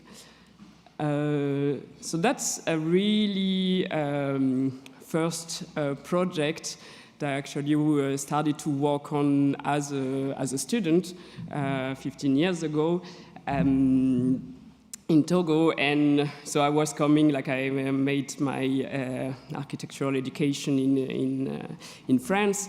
And when I told my client I want to build with clay, at the time it was really seen as why would you do such a thing when you've learned modern architecture? Because clay, for most of the population, and I think it's still also the stigma of the colonial period, is seen as a material for the poor, a material for the villagers. Even though, so in Togo, it's not a really industrialized country. There is no baked brick fabrics at all. They used to be 100 years ago, because interestingly enough, to connect with Brazil, there was a population of free slaves from Brazil that came back to the West African coast, and they built in a way where they mixed maybe the Portuguese-Brazilian influence that they have learned there with local material and started to produce baked bricks. But nowadays you can't find those fabrics anymore. So if you will build with bricks, it means you will import the material from the neighbor country. But in that case, we decided to build with raw clay compressed earth blocks that are just dried on the site, and that are also easy to handle and to make directly on site by workers that are not necessarily so used to the technique, but who learned during the process. This construction was a really long process, like it took more than 10 years to actually finish the house because of financial reason, because of availability, but what's quite interesting is that we really learn about the material through building, and I think at the end of the process it was way more efficient the way of building when we came to the second floor.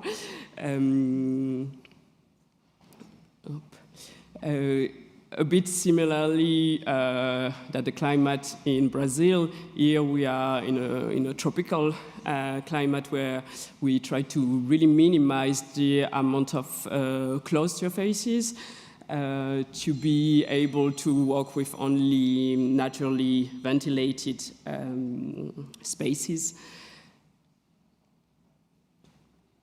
and to let the living area being mostly outside and also to keep the biggest amount of green spaces, but to create a microclimate inside the house. Then a second layer that got a lot of inspiration from is the simple vernacular construction that you find through the city. For instance, this is a roadside eatery that you find in a district in Lomé. It's a place where you can eat in a certain intimacy behind those facades, and that inspired us to design the doors of the house that were also made on site by a carpenter, and which allows to have a double layer, one with a mosquito net, which is really important in the climate, and shading, and the second one, which the closing door, and giving that experience. When we talk about knowledge, it's craft and construction, but also spiritual and rituals. Here it's a Vodou ritual in Abomey, because the Ewe people are also the birthplace of the Vodou culture.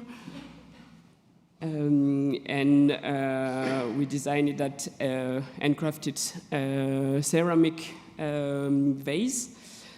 There is a beautiful tradition of ceramicists in southern Togo, which is made by women, and it's a craft that's transmitted through generations of women. Unfortunately, it's almost disappearing, or it's like really sad to say that it's probably the last generation of women potter practicing, because those daily objects that are just replaced by plasticware, and so even the price of those ceramics on the market stall, for instance, is really, really low. So it's really hard for them to make it of a living, and there is not much of like a respect of the craft anymore. But yeah, we've designed that vase inspired by those piles of ceramic that you could see on the market stalls, and how to assemble it as a vase, which can also become a lamp as a design. Then about traditional architecture here in Ghana, made by the Ashanti people. Here, what's also really interesting is the layout of this architecture. So it's always made by like 4 blocks that are creating a courtyard. The blocks are communicating to each other through a kind of pergola shaded area that does also the transition in between the inside space, which are living area but are also temples. So there is a mix of sacred use and daily life use. And the courtyard is really the center. It's where the community meetings are happening. It's where also rituals and gathering happen. So we met an incredible client who is working on the cinema scene in Africa, and she wants to build a purpose-built cinema in a region like above Accra, a bit in the countryside, which would be a community center, but also a place for communal viewing, for reviving the cinema culture in Africa that has been really quite strong and lively in the 70s, 80s, and now is disappearing, and there is almost no more built cinema in Ghana nowadays. But it's also a place where there will be an archive. So that's a bit also the question of restitution in a way, because most of the archives of African films, they are actually standing in institutions in Europe at the moment, because there is no infrastructure to store this and to make them accessible. So the idea is that this space will also offer a library and a film archive that will be accessible for the community. So here we also organized around the courtyard. The courtyard has been, like, once again thinking as the least sealed surfaces as possible, the least closed surfaces to minimize the use of air conditioning, but to also allow the floor to be porous and to drain the water. It's a really it's a dry climate, but sometimes you have really heavy rains also to deal with. Here the material that's planned for the project is rammed earth. There is really nice specialists in rammed earth in Ghana that we're hoping to work with. And something we are still making research about, but that's really important to us, is the question of the roof, because often architecture can be made more local by using clay for building the walls, but the roofs stay something that's often built with imported material, like industrial materials. Because thatched roofs, as it's really beautiful and convenient material also for the climate, for thermal insulation, all of that, but it needs maintenance. Or maybe, like, the question is how to reflect on using this material and makes it a bit more long-lasting. And the challenge is also, how do we use all those natural material in combination with technology for having a great acoustic and all that in a cinema room. And then I'll come to the more research aspect of our practice, with the topic on the architectural heritage in Togo. So last year we created the very first pavilion of Togo at the Venice Biennale. It was also the only sub-Saharan African pavilion at the Biennale last year. And so as a first edition, we had a little bit the conscience that we needed to represent the heritage of, like the national heritage of a country. And so there is a little bit two aspects to that we focused on. On one part, all the vernacular architecture that existed before the colonial period, and on the second time, all this innovative architecture that happened during the independence. I think it was a really hopeful period where the architecture was really holding the prospect of the representation of a new national identity. You know? So it was really this representation, but also creating something that's linked with local culture. So to produce that exhibition, we looked again at what's available as craft in Togo. Or can we produce an exhibition entirely in Togo and then bring it to Venice? So the idea that it had to be quite lightweight, to be able to install it in this beautiful gondola workshop that we had as a place. So we worked again with the women potters in Itstevier to create those spots that will hold our structures, and also the photos were printed on gangan fabric, which is a cotton handmade fabric in Togo, and then there was sewn on by a tailor, and also the wooden attach were made locally.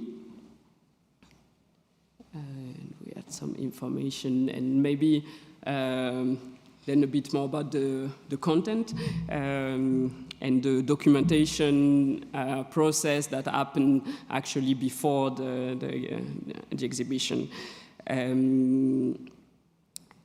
So to focus on this quite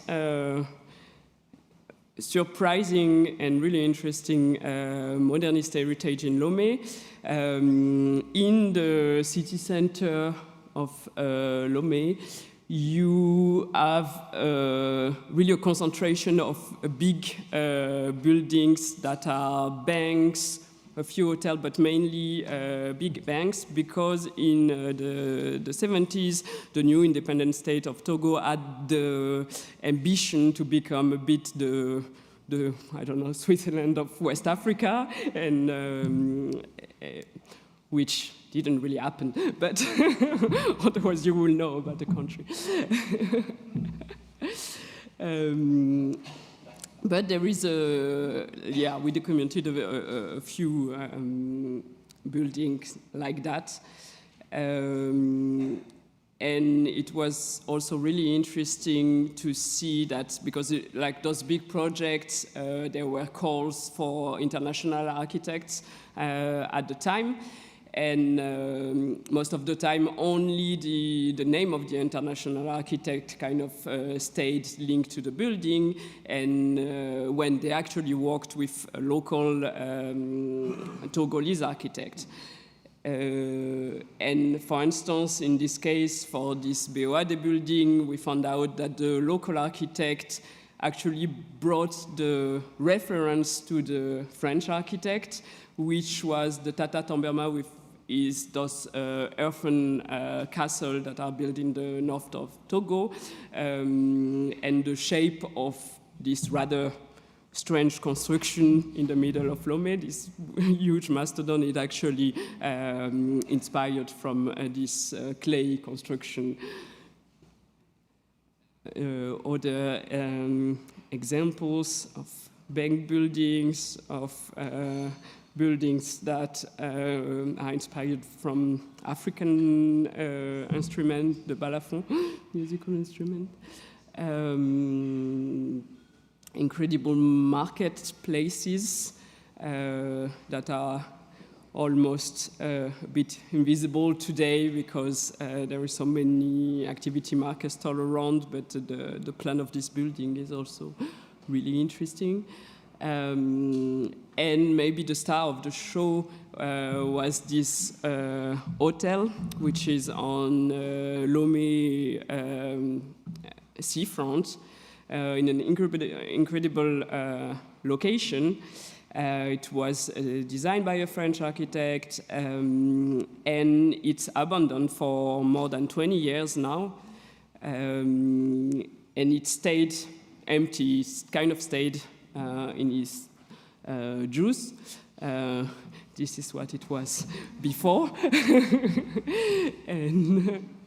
And this is what it is now. And I think maybe on a smaller scale, but like there is a crazy real estate opportunity a bit like we've seen in New York. It's like 7 hectares of park and this empty building sitting in the city center.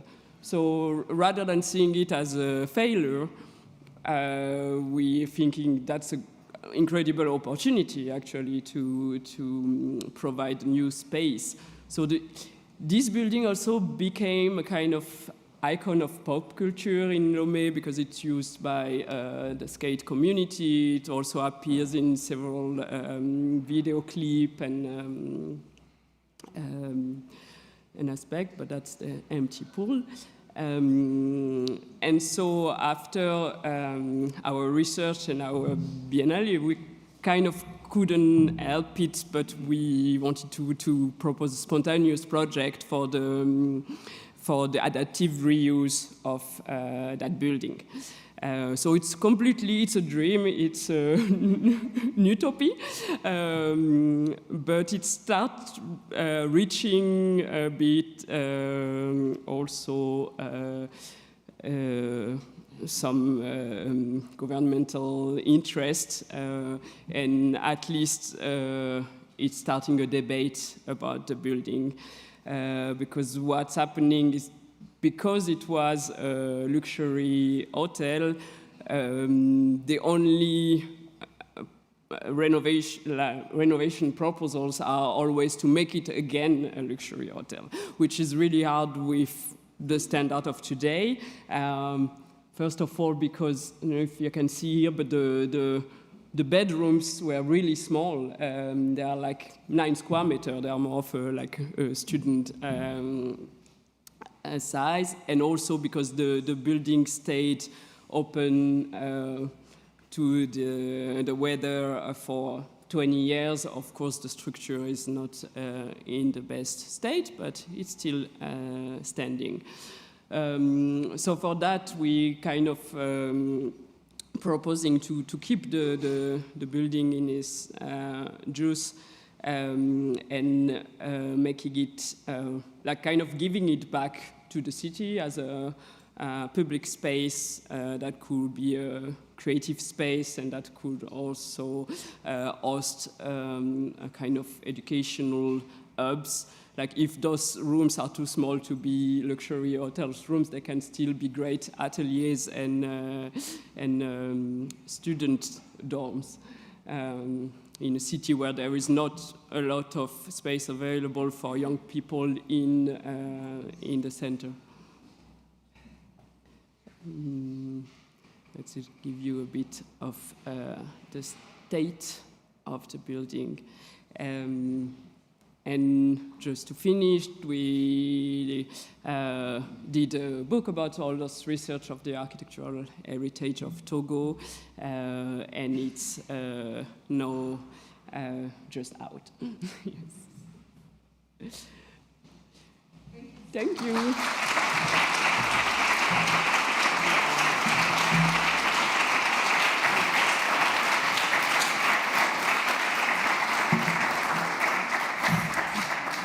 Yeah, we're just going to finish up now with like a short panel discussion, which I think will work like something of a summary now since we're running a bit late. So I will ask all our keynotes to come up on the stage for a final chat. And I will take the seat here in the middle. And then maybe and your translator, if you want, could sit to my right. And if the three of you other could spread out here.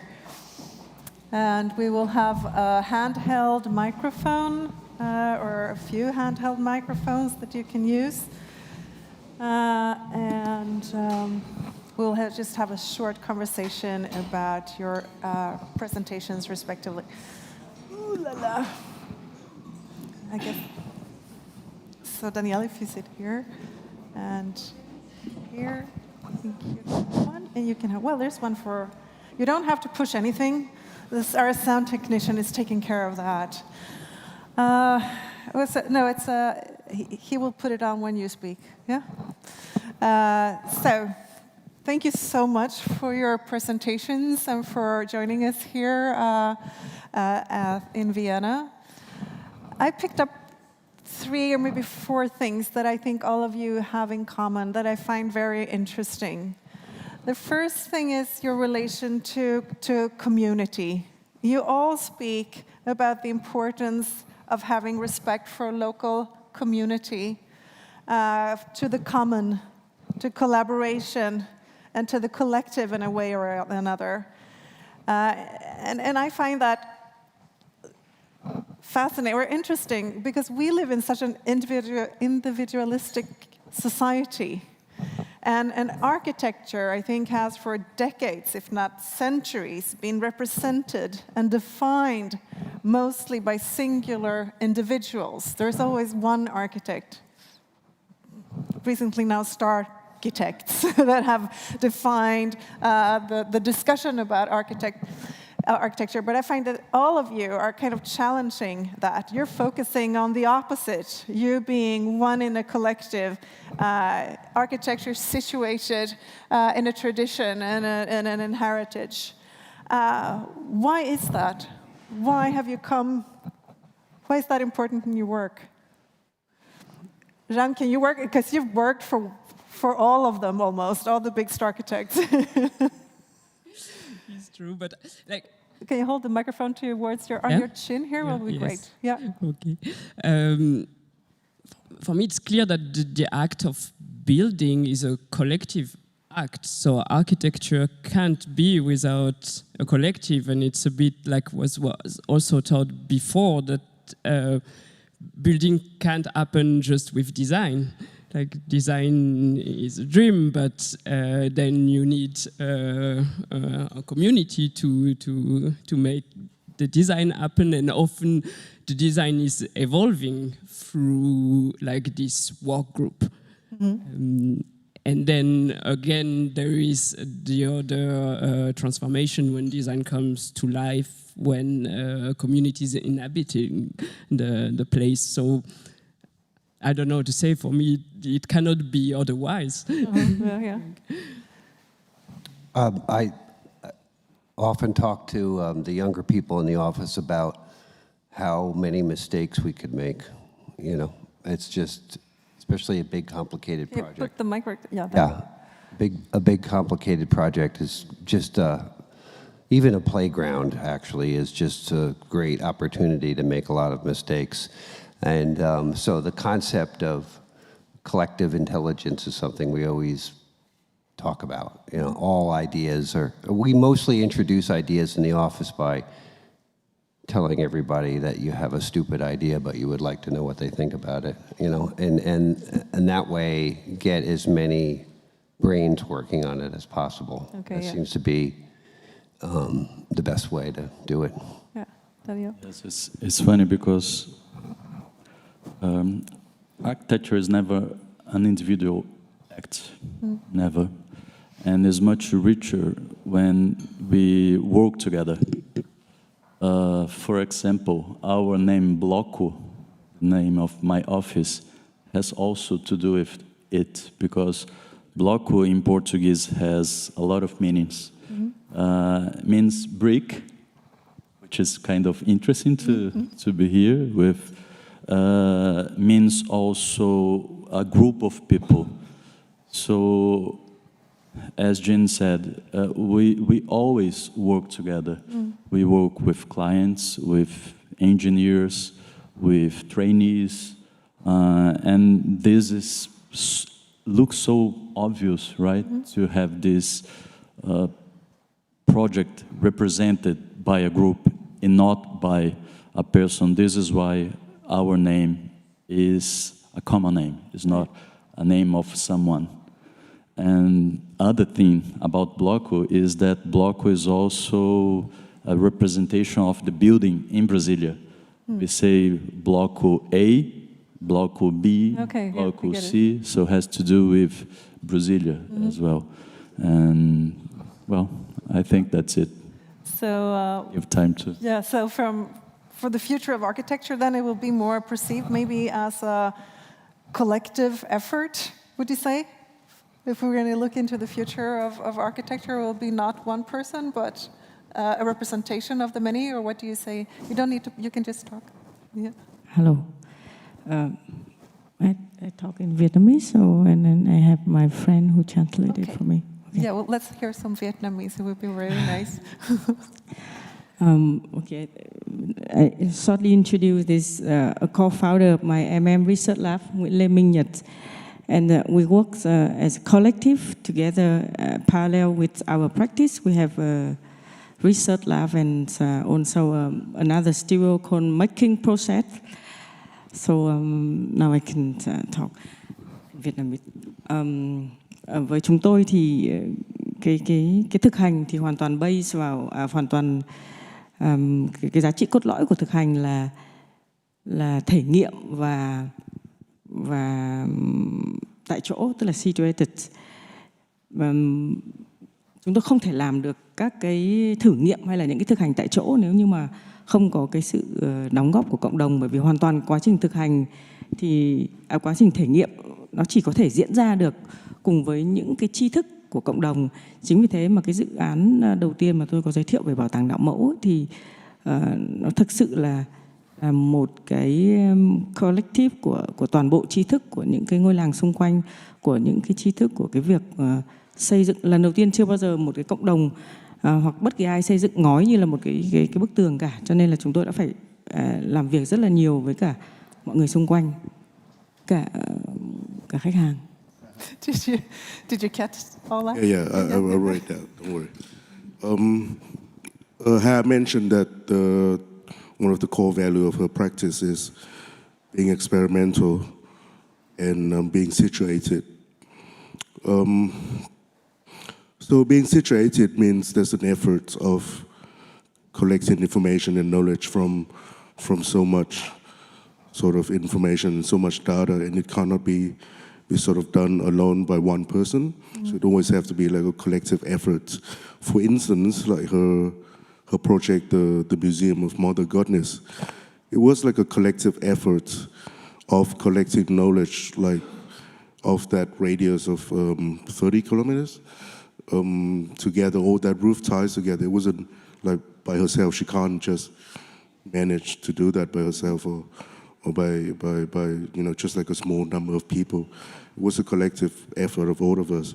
And to her, that project showed a lot of collaboration between herself and the people around that area, and even with the client itself. So another aspect that you've all talked about fairly in depth is the developing of new material, and the relation to building materials within architecture. And another aspect that I found really interesting is your relationship to time. Because we live in a society where everything is supposed to be accelerated, faster, more, bigger, greater, eternal growth. But all your practices have kind of shown us a different way of thinking in approaching time. Matthew, you worked in a project that spanned over 2 decades. You talk about heritage, you talk about memory, you talk about collecting materials for 3 years. When I thought about that, the German sociology, Hartmut Rosa's theory about us living in an accelerating time, a time that is defined by acceleration, and that creates, in a way, an alienation for us. And he then introduces another way of looking at time, because the faster everything goes, the more technology we invent, and the more technology we invent to spare time, the more we perceive that we don't have enough time. It's kind of like an eternal paradox that we're living in at the moment. So Rosa introduces the term of resonance, which I think is something that I find that your respective practices also in a way represent. That he says that resonance is about creating meaningful, transformative, reciprocal relationship with other people, with nature and art. And that is an experience of feeling at home in the world, rather than just keep trying to keep up with it. So how do you think that this kind of changes the way we build, the way we think about architecture, when we allow it to take more time, to kind of slow it down a little bit? Your project is not so much, I think, about scaling up, but by being more thoughtful and respectful to people and nature, and in the end also art and beauty. So how do you think that would change architecture now going forward? And also resilient, right? Yeah. So I think this resonance that you said is about kept all those memories, story, and everything in time. In a way, architecture works with time every time. Yeah.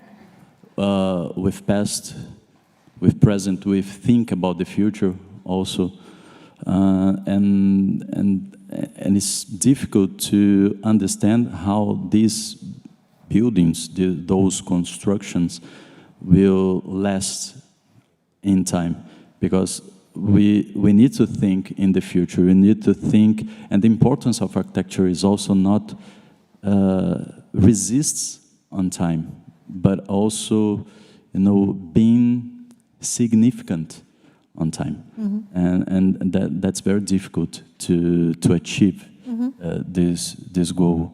And also we work with materials, history, memory, and with 300 meetings in the.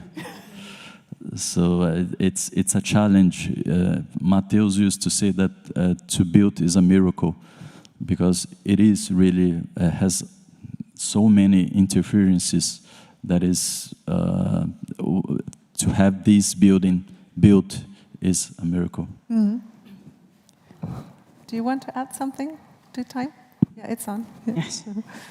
Yeah, it's about the time. Okay, this question I understand, so I can speak in English to save a little bit time.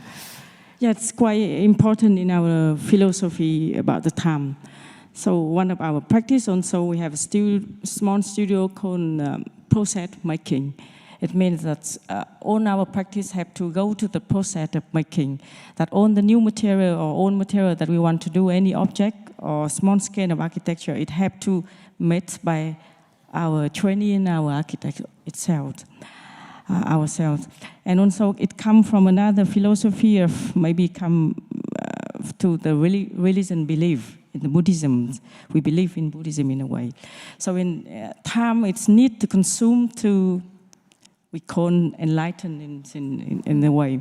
So it's the way that we build or we design, it needs so much time and repeat all the time. Mm. Like every single tile was built for years. Because when you repeat things very slow and many times, you do it with first with the consciousness.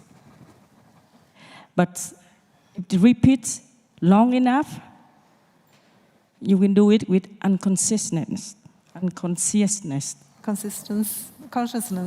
unconsciousness. Yeah. When you do it, first you do it with the thought and the careful and slowly. But when you do it so many times, you risk the unconsciousness.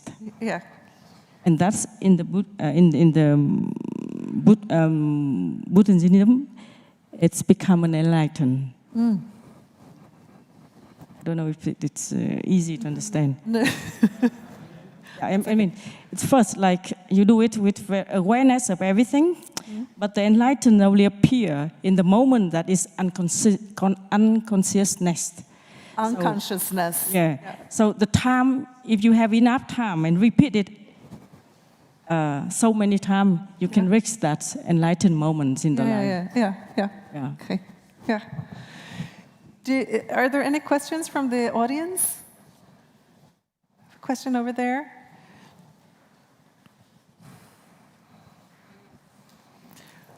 Would you pass the microphone, please? Please say your name and hold the microphone close to your chin. My name is Juriaan van Sticht. I'm from the Netherlands. I'm sorry, I'm a little bit the voice. Sean, I would ask you something. I was last year in Accra, and I was going in the direction of Lomé. I didn't finish there. But what I found out is that you can see all the cities are growing immensely. So, immensely. I mean, they're growing like hell. I mean, I see how many people are entering in Accra and how fast the city is growing. And what do you think? Is it going to be one? And I was at Jaye, and he said, okay, this is going to be one big city from here to all around the coastal. But how is it? How can we combine that with the slowness and the way they are building nowadays? How can we balance this? Do you have an idea? I mean, the cities and the people of... I mean, there are going to be 600 million in 25 years extra in Africa. So how are we getting in balance with that? That would be my question. I mean, you're going to be the solution, I hope. Ooh, that's a really big challenge, right? I think the most important for the model of those cities is to not replicate the mistakes of the West, or to not follow always the same models that actually arrive to an oversaturation, to cities that are hardly livable in terms of climate, in terms of access to nature, in terms of public space. But I don't know, to our small scale, our power as architect, because we're also not decision makers, and I think I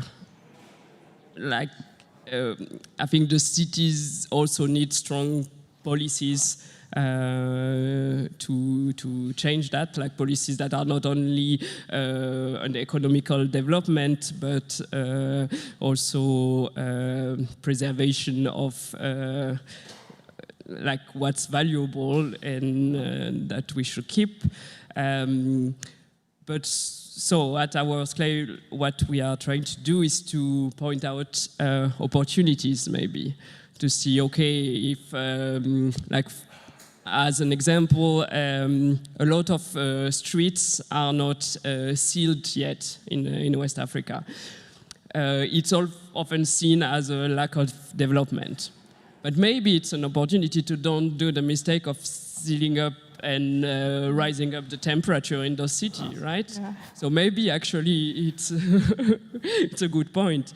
In the same way, a lot of African cities are not really dense compared, because it's often a really horizontal development. So there is still a lot of opportunity to densify, to work with those plots that often have courtyards, or can we maintain the courtyard but densify habitation around them, etc. So I think working with the existing, but not trying to apply foreign models that might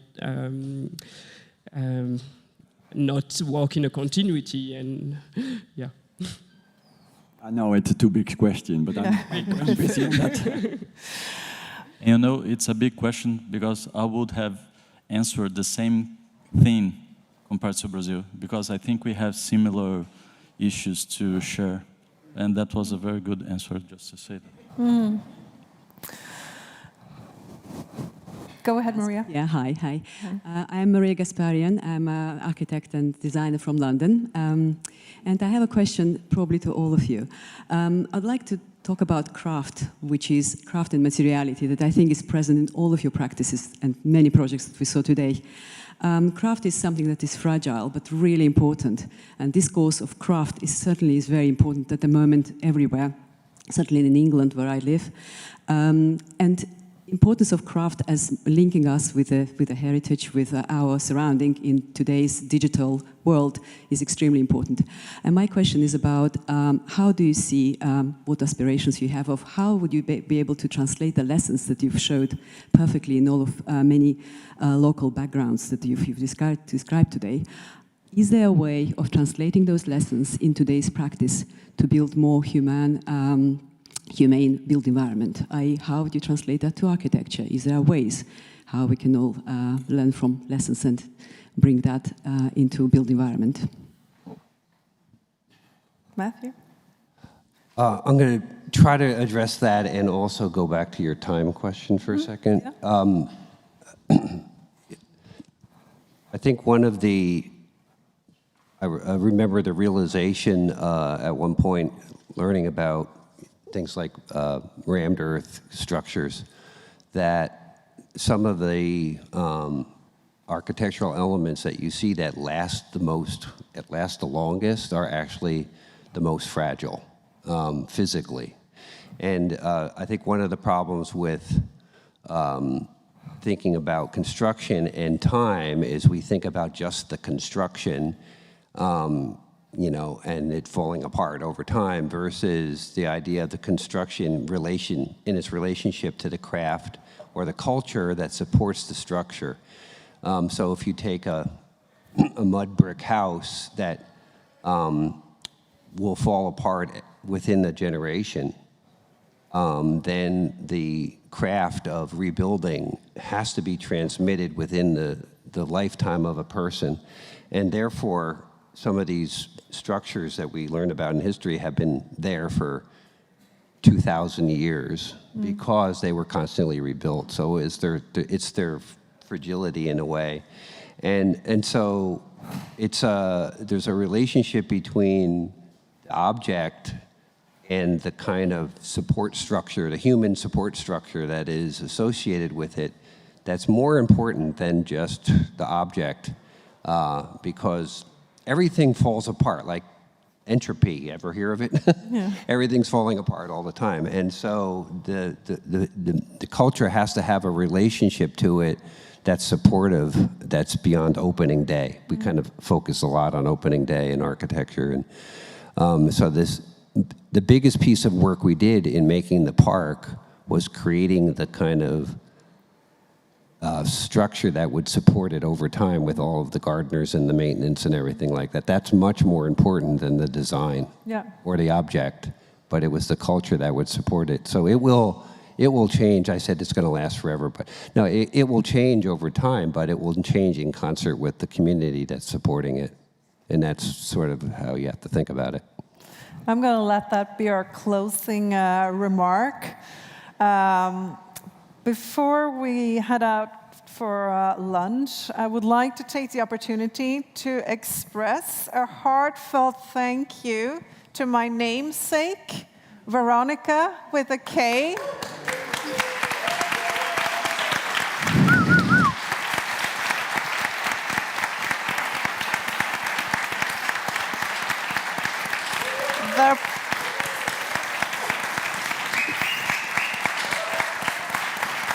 The project manager of the Brick Award.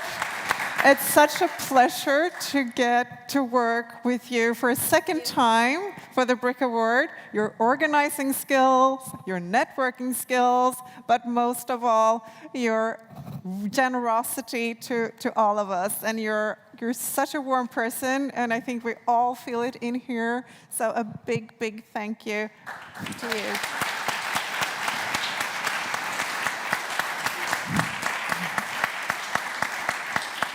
You know, I don't like talking. I know, but I want to say thank you to all of you being here. I'm honored to work with these wonderful people, wonderful, talented people all over the world.